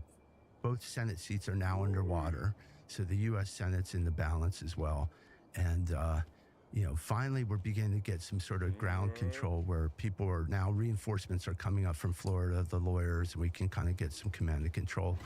And I have to go out and get lunch with the guy at Pizza. I come back and the office is dark. It's just like everyone left. It's like, wait a second, we're in the middle of a presidential election. The thing's obviously kind of rigged and stolen. You think people are working 24 hours. Like, I worked in these big law firms in New York, you know. I worked 18-hour days. Like, we were just humming the whole time. Where was everybody? The office lights are off. They were at the Georgia football game. Go Dogs. Yeah. So like, there wasn't like a gut level commitment to the cause. It sounds like. No, people had left, and it was like, what is going on here? So I reached out to Johnny Mack at the White House. I said, we need a field general down here. Get me Doug Collins. Get him on. Ask the president put Doug in. And sure enough, the next day, people had snapped too. They had gotten the word at the White House, and everyone had walked out. The idea was we're going to take a breather. I think the word had come down from the RNC headquarters to cut bait on the president in sometime mid-Saturday morning. They had the famously Trump victory. Roku's self-serve ads platform. It's easier than ever with Ads Manager. Sign up today. What's the secret to peak health? Going micro with Noom. Micro habits. Had shifted into Senate victory, and they cut Trump off, and so he thinks people are fighting all around the country. No, I remember. Meanwhile, people are walking out on him in real time, and There's a reason he hired Rudy Giuliani, because there was no one else left. Yeah, I mean, Paul Dance is standing in the balance, and that's where I'm like, what is going on here? That Sunday morning, finally, people kind of began to come in, and I kind of liken it to almost like when Christ was crucified, and who were the people who came first without fear were the women. And that's where I met MTG for the first time. Met Marjorie Taylor Greene on a Sunday morning in Buckhead, and she could have been up in Washington. She had just won. She could have been measuring her drapes and everything. That woman wanted to get to the bottom of what just happened on Tuesday. That's what she's like. So it was her, it was Frida, it was Jenny Beth Martin. These were the people standing up, and we had no infrastructure in place. It was basically they had cut bait on the president. So I've been there when everybody gave up. What was Lindsay doing at this point? He was making feckless phone calls or something, and he ultimately had this famous phone call with Raffensperger, which if you had actually been a lawyer, you'd be like, that's the last person you should be getting on the phone call, telling the president to get on the phone with, because that guy's adverse to us. Yes, they're going to tape you. They're going to try to set you up. Don't you understand what went down here? So it was almost extraordinary that he could kind of pantomime that he was doing something on election integrity. But he was undermining Trump. Yes. Ultimately, he was leading. I think that this man's MO is when he couldn't frontally attack Trump, he said, I'm going to infiltrate Trump, and then I'm going to walk him down the path of danger. And like, hey, Mr. President, why don't you call up the Secretary of State and see if he can find some votes? That's a great idea, sir. Why don't you do that? And it's like a setup artist almost. But for anybody with their head screwed on, it was asking for trouble. And of course, then J6 precipitated after that. And so by the end of the term there, everybody walked away from the man. And I was there January 20th at Joint Base Andrews to see President Trump off. So I just want to replay what he said, or just say it out loud. After January 6th, like, Lindsay just absolutely abandoned Trump, like, immediately. Yeah, he blamed it. He said it'll be a major part of the presidency was Trump's fault, what happened on January 6th. And of course, now we know with 230 FBI agents in the crowd, maybe it's not that simple. But we don't know that because Lindsay pointed that out. I mean, Lindsay could have at any point tried to get to the bottom of how many federal agents were in the crowd on January 6th. Everyone knew that was happening. I said it, probably got fired for it, among other things, but it was just obvious from the very beginning that this was a setup. No, he gave his famous "I'm done" speech. And, the first part of that speech is interesting because he knocks South Carolina. He likes to first start out by saying, my state's often the cause of the problem. So first he throws South Carolina under the bus, and then he basically says he's done with Trump. And, meanwhile, those of us are like in the engine room, like my grandfather, trying to keep the ship going, MAGA, keep the U.S. government running. We're in full peak COVID. And, like I say, to have this guy now got full 6 years in the Senate, got everyone to say vote for him. I mean, I had my neighbors coming up to me and saying, Paul, should we vote for Lindsey Graham? Can you really do that? I mean, that's a heinous decision. When you go into the ballot box in 2020 and you look at the Republican line and it's Lindsey Graham and you're a Republican, and that's why I'm never going to let that happen to me again. No, please. That's why I'm standing up. But like, Because it's just all fake. Okay, so this is my last series of questions, which is, like, I asked around before this interview because I'm not a political expert, despite being around it my whole life. I don't really understand it that well. I don't understand how Lindsey Graham could have a shot at re-election. I called around. Oh no, Lindsey's in good shape. I think it's a measure of how much money he has. People assume the more money you have, the more likely you are to win. That's not true. Ask Jeb Bush. But he does have institutional support. Like there are office holders in South Carolina who are endorsing him, right? Well, not that many. Look, we are going to do this. I want to make clear to people. We announced in August 1 or July 30th, and our numbers have already doubled. Ultimately, yes, we need to get the financial backing to get people, your listeners, to get behind this. Like, if you have a year, so we're taping this the first. Live only on DAZN, November 22nd, The Ring 4.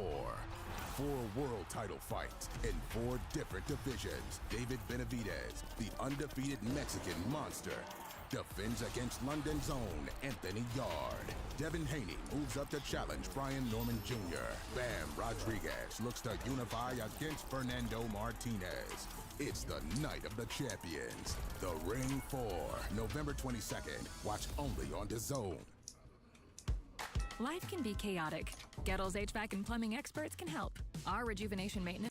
Tuesday in November. So you've got June 9th, 2026 is Liberation Day for South Carolina. June 9th is the primary. And we are moving up on this guy. If the election were held tomorrow, we'd be in a runoff. Like South Carolina, if you get less than 50%, it's an automatic runoff state.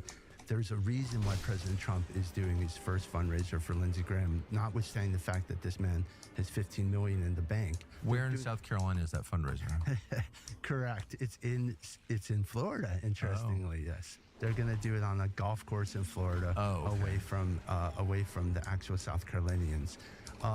Look, we need support, I'll be frank. But I think people bemoan the money that Lindsey has, and I know that I've had confidential discussions with people saying that various, interest groups are ready to come in for this guy to the tune of tens of millions of dollars. Whatever it takes. But, I think I was thinking about the parable of the 3 servants, really, and that you need, as Christians, we need to invest our money, in people who are going to fight for our values. And that's where I'd ask folks out here listening, is like, invest in our campaign, get behind us. Our message is really clicking with both the youth, the under 30 people who they need to own a part of America. Not only do we need to end these endless wars, which I'll do right away, but make this American dream affordable again for this generation to come. Let them dream of having a family and actually be able to do it. And then, like I say, get to the bottom of J6, get to the bottom of COVID, get to the bottom of the Russia hoax, get to the bottom of 2020. Let's actually get accountability in government from a guy who stood up Project 2025. And I changed the world through that, that as the architect of Project 2025. Yes, and just stop the humiliation. South Carolina is one of the best states that we have. People move there, family move there. People just like South Carolina. It's great, pretty well run, pretty reasonable, beautiful, of course. The Republican primary is the election. A Republican's going to have that Senate seat. We know that. So it should be a great Republican. It shouldn't be the worst Republican, probably second worst after Ted Cruz, because at least Lindsey is charming. But it shouldn't have, the best state shouldn't have the worst senator. Like, this is a humiliation exercise meant to demoralize the rest of us. I really think that. Well, if you want to honor Charlie Kirk's memory, this is the best way to do it. Charlie was in South Carolina 3 weeks before he was killed, saying exactly that. Yeah. He said, South Carolina, you need a new senator. And he'd said that, Turning Point Action was going to be on the tip of the spear of turning out Rhino senators and Lindsey Graham. Well, Charlie and I talked about this topic quite a bit until right before he died. Yes. And so I hope that people will get behind your campaign, because I think it's important. You're obviously much more qualified and much closer to the spirit of most Americans, but it's also just so important to stop this, just to say no. Like, if you don't stop people like Lindsey Graham, and he can go be on the board of Raytheon and go to bathhouses across Eastern Europe, whatever his future might hold, probably a lot more fun than serving in the Senate. and get sober. My gosh. But if you don't stop this, if you just like allow the guy to get reelected to the Senate at 71 years old with an anti-American platform, that's like a sign to everybody else that like, oh yeah, you can just piss on America. Like there's nothing that people can do about it. There's no changes possible.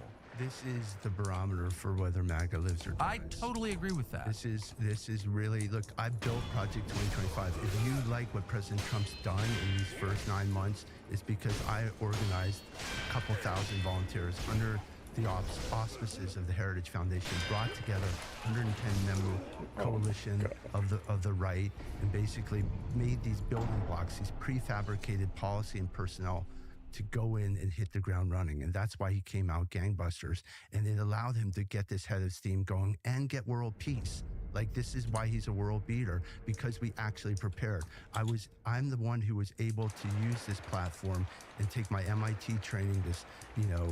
I was trained as a city planner, and in the vision of Daniel Burnham, who's the famous architect who did Union Station. It was this notion of we need to make no little plans. We are saving this republic. They lack the magic to stir men's hearts. We have to give them a bold vision, and that's what Project 2025 was. It allowed the president, and now we know. Make Thanksgiving unforgettable this year with inspiring designs from Living Spaces. Create a warm, inviting atmosphere, and with free shipping as soon as next day, you can do it all in time for the feast. Discover the So much of what he's doing is coming right out of that book. For sure, though no one wants to admit it. Yeah. So final question, how can people who support the program you just described and think that it's so essential to stop this insanity before we have like World War VI, how can they support your campaign? Look, get to pauldans.com. We obviously love you to invest in the campaign, support us. If it's $20 a month, if it's $100, or if everyone get behind this. Like, this is the time you need to invest in your country. Lindsay is not a South Carolina problem; he's an American problem. Definitely. And all of us have to drive him out. There's good patriots all over the country. They know what Paul Dans did to build Project 2025, and they know that is why so much of what Trump's doing right now is coming directly from our work. To get behind us on the media. If you can't afford it, like, push out our message. Share it on Facebook, share it on X, and prayers. Finally, 3 prayers. We'll take prayers.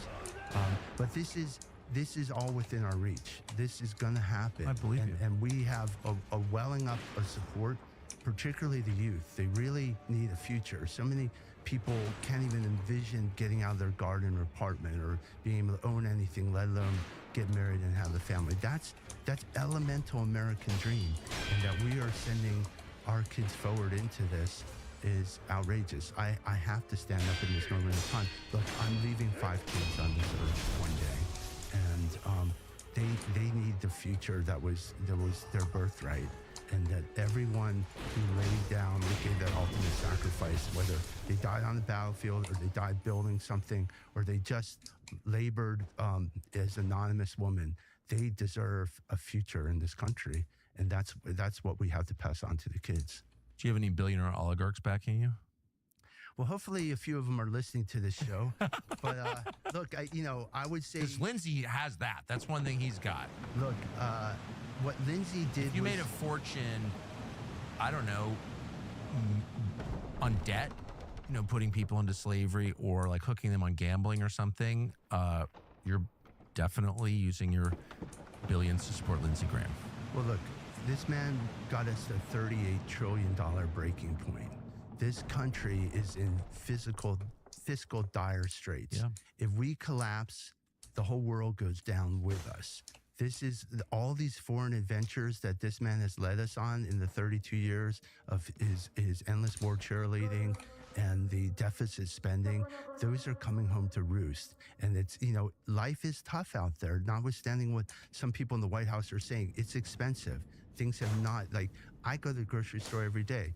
I fill up, and if it's shocking me, what's it doing to the people who are paycheck to paycheck?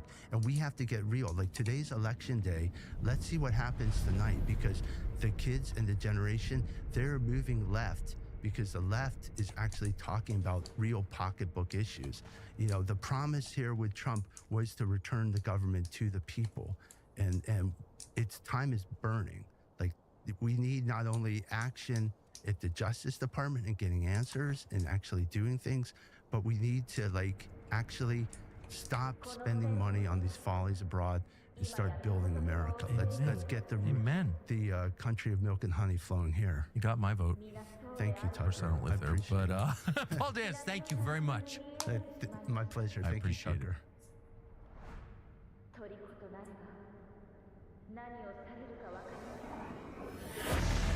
We've got Pluto TV is your home for premium Black entertainment. You bring it on. Check out the Black Collective and stream 19 live channels of your favorite Black entertainment. All streaming free. Pluto TV. Stream now, pay never. Locally owned, nationally known, always nearby. Across the Southwest, Ace isn't a chain. It's a family, a neighbor, a helping hand who knows your name. Because every store is unique. But the service, that's always the same. a new website we hope you will visit. It's called newcommissionnow.com.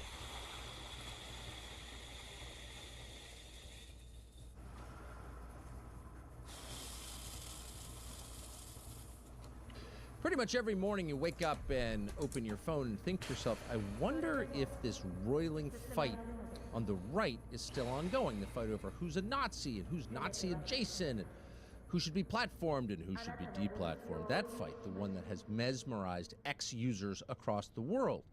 What is that fight actually about, and how long will it continue? Well, the first thing to know about it is that it didn't start 3 weeks ago with Nick Fuentes' appearance on a podcast. No, this has been a fight taking place mostly behind the scenes.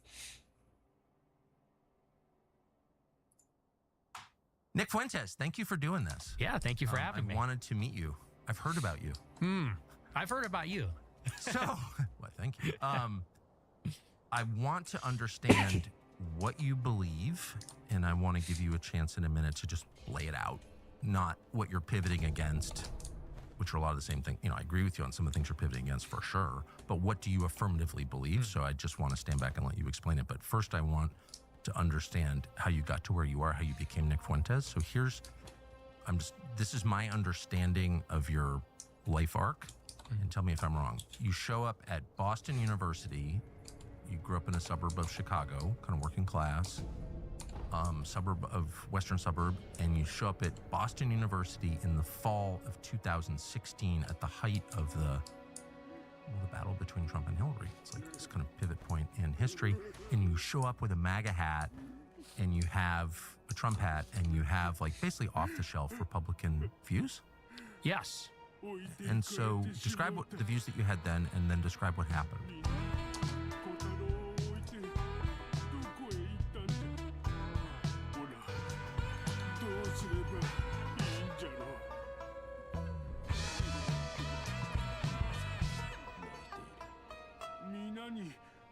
Yeah, so when I was in high school, I was very political. I was reading a lot of the libertarian stuff, Austrian school, Chicago school, economic type literature, because that's what was popular at the time. If you went online in the early 2010s, that's all the conservative content there really was. That was the most extremely online type stuff. Libertarian economics. Well, yeah, basically, kind of the remnant of the Ron Paul revolution. Yes. The Young Americans for Liberty, PragerU, which kind of skews a little more, I guess, conservative, but very basic, small government, individualism, libertarian type stuff. So you watch PragerU videos? Oh, yeah. I was in the Prager Force. What's that? It's a Facebook group for college kids, and they promote the PragerU videos. Wow. That's of the college students and high school students. So you really were a product of the moment. Absolutely. And how'd you feel about Trump? Well, initially, I didn't like Trump. When the primary started in 2015, I considered him to be a statist. Yeah. Which sounds so ridiculous now. No, a lot of people thought that. Yeah. And I was a libertarian, so I saw him as a big government, 1990s liberal. When he was asked about health care, he said, well, we'll take care of everybody. And I said, I'm a Rand Paul guy, Ted Cruz guy. Those were kind of my people back in 2015. You like Ted Cruz? I was a cruise missile. Cruise missile. I don't think so, no. I was... The Ring 4, November 22nd. Watch only on DAZN. Digital transformations and hybrid workforce are adding complexity and visibility. It's actually on his campaign. You were on the Ted Cruz campaign? I don't know if I was on the campaign, but I door knocked in a little village in Chicago, in McKinley Park, for Ted Cruz. No way. In the Illinois primary. Did he write you a thank you note? No, I didn't get a thank you. He lost, so I guess. Yeah, he did. He did in a very humiliating way. Wow, that's amazing. So what happened? So I, like everybody else in 2016, went through this ideological awakening. And first I shifted to Trump. And the first realization that I had is it started in 2016, actually, because the primaries, you know, started in 15, around April or May, I think was the first announcements. And I had very negative feelings about Trump and, like I said, pro-Rand Paul, pro-Cruz. But when the actual Iowa caucus happened and the primaries began, I saw that Trump was dominating. And every night in the Super Tuesday, when they had all the big contests, one after the other, I remember the media was furious that he was winning one after the other. And I remember thinking to myself, like, structurally, if I'm a libertarian or a conservative, and we want to change the country, we have to win elections. If you want to win elections, you have to bypass the media. I sort of had this realization that the media was really standing in the way. They were the problem. And I had this realization that all the conservatives and Republicans up to that point were afraid to take on the media. They, like Mitt Romney, would cower before them and were so apologetic and so weak. And so initially I said, you know, I actually don't ideologically agree with Trump at all, but he will destroy the liberal media, or at least their monopoly on thought and opinion. Yes. And then a breakthrough can occur. So that was kind of the first hump. And I said, you know, I could get behind Trump because he's a winner. He'll win for our side. And that was kind of the first big thing. And then as I listened to him more and more, his speeches and his rhetoric, I started to think about immigration. Which you hadn't really considered before? Never. And the reason why is because I was from a 95% white suburb. So the diversity had not really reached my corner of Chicago yet. Me and my family, not so much my family, they grew up in the city, but growing up in the suburbs, I was insulated from that. So it was just not even, it's actually, you're going to love this. I don't know if I've ever even said this on an interview before. I was listening to Mark Levin's show. This goes to show how normie I was. Actually? I listen to him every day. You listen to Mark Levin every day? In high school, yes. Wow. I was a fan. I loved his show, and I actually liked how he was kind of obnoxious and mean to his callers. Yeah. Vicious, and I liked that. I thought that was funny. But I'll never forget one show. He goes live, and he says, America's becoming a majority non-white country. Does anybody think that's a good idea? And I was thinking to myself, yeah, that actually doesn't sound so good. I didn't really even think that America's becoming majority minority like that. Wait, so you were radicalized on race by Mark Levin? Yes. Are you making that up, or that's true? That's a real story. He planted the seed, at least. And then I saw a graphic on 4chan or Twitter, and I'm sure you've seen something similar. It said, this is what the map looks like, the electoral map. If only men vote, if only women vote, if only whites vote, if only non-whites vote. And it became very obvious what the electoral problem is. It's demographics. These immigrants are coming here. They're going to turn Texas blue like they turned California blue. Yeah, I saw it happen. Yeah, and you know, you look at even the opinion polls. These people don't believe in free speech. They don't believe in the Constitution, the Second Amendment. As a libertarian, the things that are, and as American, things that are important to you, they don't believe, they don't understand these things. And so I said, that's another political obstacle. You've got the media, you've got immigration. So I'm thinking like, well, we're going to vote for Ted Cruz. He's going to be the constitutionalist. We'll vote for Rand Paul. He'll be the libertarian. But what stands in the way of political power for us? It's the media and it's immigration. So I said, well, we got to get Trump to beat the media, build the wall, deport the illegals. And once we set the country straight, then we can actually have our constitutional republic back. That was kind of the idea. And that's the mindset that I had going into college. Get help where you need it most. Microsoft 365 Copilot, your AI assistant at work, is now... So then what happened? So I go to college, and I'm just, at that point, a huge Trump supporter. And you got to understand, for me, for my generation, so I was 18. I turned 18 in August 2016. And to us, Trump... Yeah, well, because we're like the first generation that was influenced by Trump coming of age in that moment. No, I say it's amazing because when you're living in something, you don't appreciate its full significance. But to be 18 in August of 2016, so this really is, as you're forming your views and really yourself. Yes. In the middle of this. We'll admit that we are not the most disciplined snackers. When the pantry calls, we answer. It can be cruel, but what if there was a way to snack like you want to snack and not deal with the consequences? Heaviness, bloating. Well, there may actually be an answer to that. It's called Vandy Crisps. Brought to you by the same people who make the incredible Mossad chips. Vandy Crisps were made with only heirloom potatoes, sea salt, and grass-fed beef tallow. Let me repeat, 3 ingredients: potatoes, sea salt, grass-fed beef tallow. 0 seed oils. Most food used to be made this way. Simple, but then, well, the corruption you're highly familiar with allowed our food to become really poisonous. Vandy Crisps is pivoting against this ugly trend.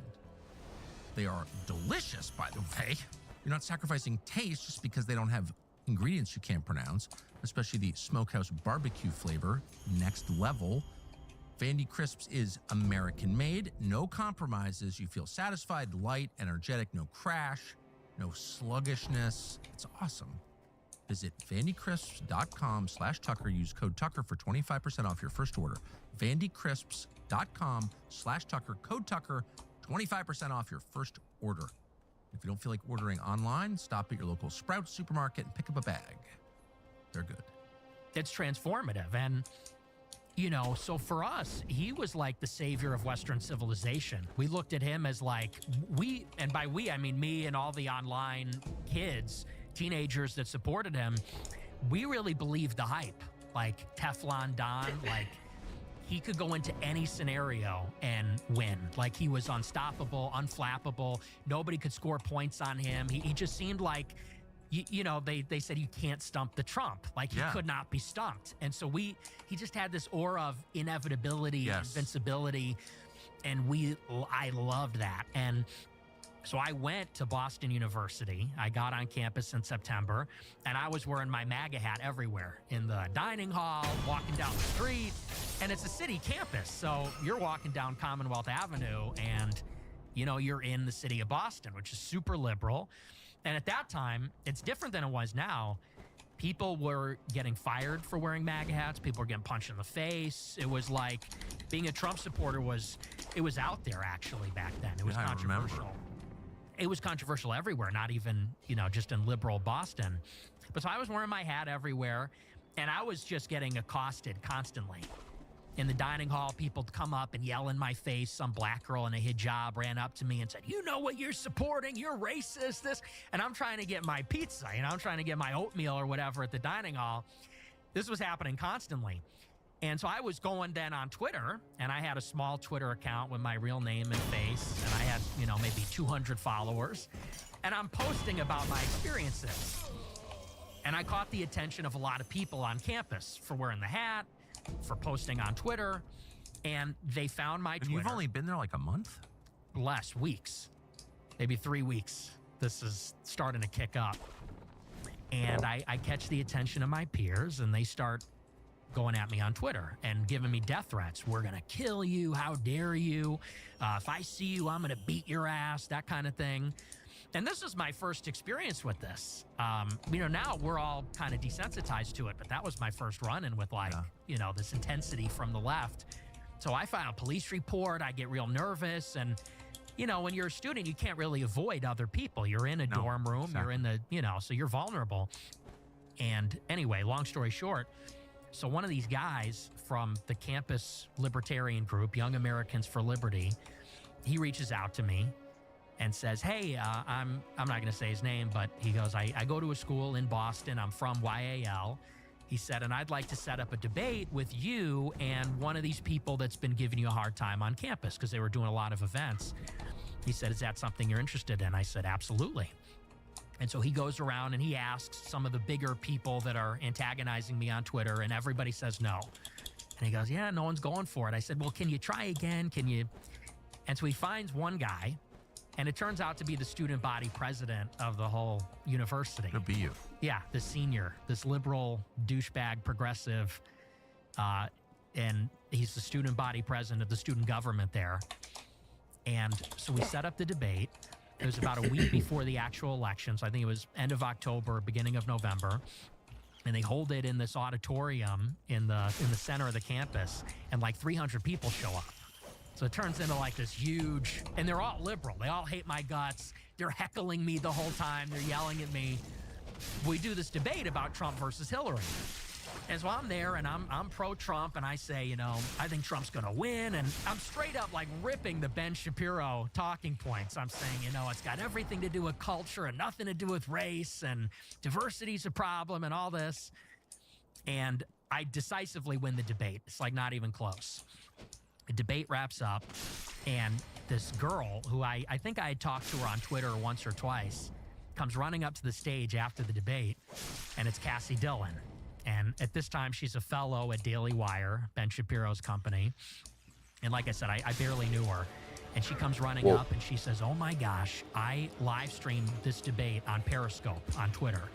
She said, and 30,000 people watched it, and you have like 5 job offers. You did incredible. I said, wow, I don't know what to say. That's great. She goes, You're 18 years old. Yes. So it's like happening very quickly for me, you know? And she goes, do you want to do a post-game interview after the debate? I said, sure. And so she asked me about how I thought the debate went and what my views are and things like that. And, you know, very normal stuff. And then at the end, she says, I just got back from doing study abroad in Israel. She goes, and it was amazing. Would you ever take a trip to Israel? And I said, no, I think I got everything I need right here in America. And she goes, oh, okay. And she wraps up the interview, and that was a little bit of foreshadowing. And this begins a relationship, not a romantic relationship, but we become friends, and we start talking. And she's plugged in, like I said, at Daily Wire. She's talking to people at Right Side Broadcasting Network, the college Republicans. I start to develop this friendship with her. And over time, she lands me this show on Right Side Broadcasting Network. And in this time, I'm really starting to lean into America first. I'm becoming more pro-Trump as time goes on. And what really stood out to me was Trump's inaugural address in January 17th. So this was just a couple months later. And in Trump's inaugural, he says famously, a new vision will govern our land. It's going to be only America first, America first. And I said, that's me. Like, that's what I believe. Yeah. I'm an American nationalist. Me too. Fully at this point. Not even a conservative. And there was one thing that happened just before that that really struck me as strange. And I've told this story before. I'm not going to spend too much time on it, but suffice to say, Barack Obama, in the lame duck period, so the Democrats lost the election. He's on his way out. There's a resolution in the Security Council condemning the settlements in the West Bank in Israel. And typically, the U.S. delegation will veto those resolutions condemning Israel. Well, Obama's on his way out. He's got nothing to lose. So the U.S. delegation abstains from the resolution, and it passes. And Fox News and all the pro-Israel conservatives are calling him an anti-Semite. They're saying he hates Jews. He's an anti-Semite. He hates Israel. And I saw that, and it struck me as strange because it seemed hypocritical. It seemed like how when conservatives would critique anything about race, we got called racist, or anything about feminism, we got called sexist. All Obama did was uphold U.S. policy on the West Bank that we've had since '67, which is we don't support the settlements. I said, how is it anti-Semitic to just be consistent on our U.S. foreign policy? Like I said, which is a Republican-Democrat consensus. And I got attacked for this. I wrote a big article about this. I tweeted about it. I tweeted at Ben Shapiro. I said, you know, I've never seen anything on the Daily Wire that's actually critical of Israel. And he quote tweets me. And at this time, I have 1,000 followers on Twitter. How old are you? I'm 18. I'm a freshman. Still a freshman in college. Yeah. Mm-hmm. And this is even before I started my show. And I don't know, I probably got 100 likes on this tweet. It wasn't a viral tweet. He quote tweets me and says, to accuse a Jew of dual loyalty is the surest sign of anti-Semitism. And like, this is how it sort of begins. And I see this tweet, and by the way, that was on Christmas Eve in 2016. He immediately called you an anti-Semite. Mm-hmm. So I'm driving to Christmas Eve Mass with my family, and I see on Twitter the notification comes up, Ben Shapiro quote tweets me, calling me an anti-Semite. And I was like, what is this? Like, why is this guy attacking me? You know, because I don't have a platform at this time. I'm not an influential guy or anything. And so then I put out another tweet, similar. I said something like, if you're China first, you should live in China. If you're Mexico first, you should live in Mexico. If you're Israel first, maybe you should go live in Israel. And again, he quote tweets me and says, you're an anti-Semite. That same night? This was, I think, a couple weeks later. Happened a little bit further down the line. And so... Were you surprised that he knew you were? Yeah, I was. I was surprised at why he cared. Yeah. Because I'm thinking, how does he even know who I am or what I'm about? And it turned out that Cassie Dillon, she had texted him earlier and she wanted him to take me under his wing. She texted him after that debate and said, you know, you really like this guy. He's amazing. He did this great debate. She goes, but he's a little too pro-Trump. He's a little too Trumpy. And he goes, I'll take a look. And so I guess the two of them were kind of like grooming me in a sense. They wanted me to go maybe and be a Daily Wire, or maybe looking me as a potential conservative activist or influencer. And so they started paying attention to me, and the more critical of Israel I was, I started to get this really intense pushback from the both of them and from a lot of the people at Daily Wire. Why do you think, so you're an 18-year-old college freshman, you're clearly talented and you're engaged, you're really interested, and you ask not crazy questions, like, what is this? Mm-hmm. And rather than explain it, they just call you a racist, call you an anti-Semite. Like, that's the first response. That seems like the least effective, well, it turned out to be not very effective in your case, but that seems like the least effective thing you could do. Why do you think they did that? What are you doing in a meeting that could have been an email? Losing interest. Don't let it happen to your money, too. Vanguard's Cash Plus account can't help you at work, but we can help with your saving.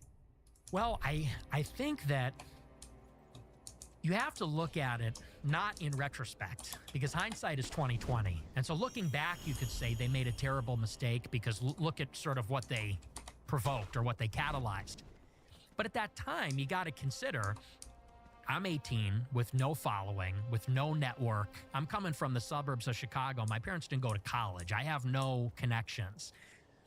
And so for them, it was very easy that if they detected that a promising young guy was going to become anti-Israel in the conservative movement, they could crush that person easily and grind them under the heel. So they sort of were alerted, oh, there's a precocious young guy that isn't on board with Israel. We'll keep an eye on him. And if he gets too vocal or popular, we'll cut him down, we'll crush him. Because at this time, as you know, in 2017, it's a very different time. 2016, 17, any criticism or dissent on the subject was a death sentence. You became radioactive, unhireable, blacklisted, and that's exactly what happened. And basically from then on, it was just this escalating series of blacklisting, censorship, hit pieces, rumors to try to ostracize me from the movement. And while you're a college student? Yes, as a freshman, yeah.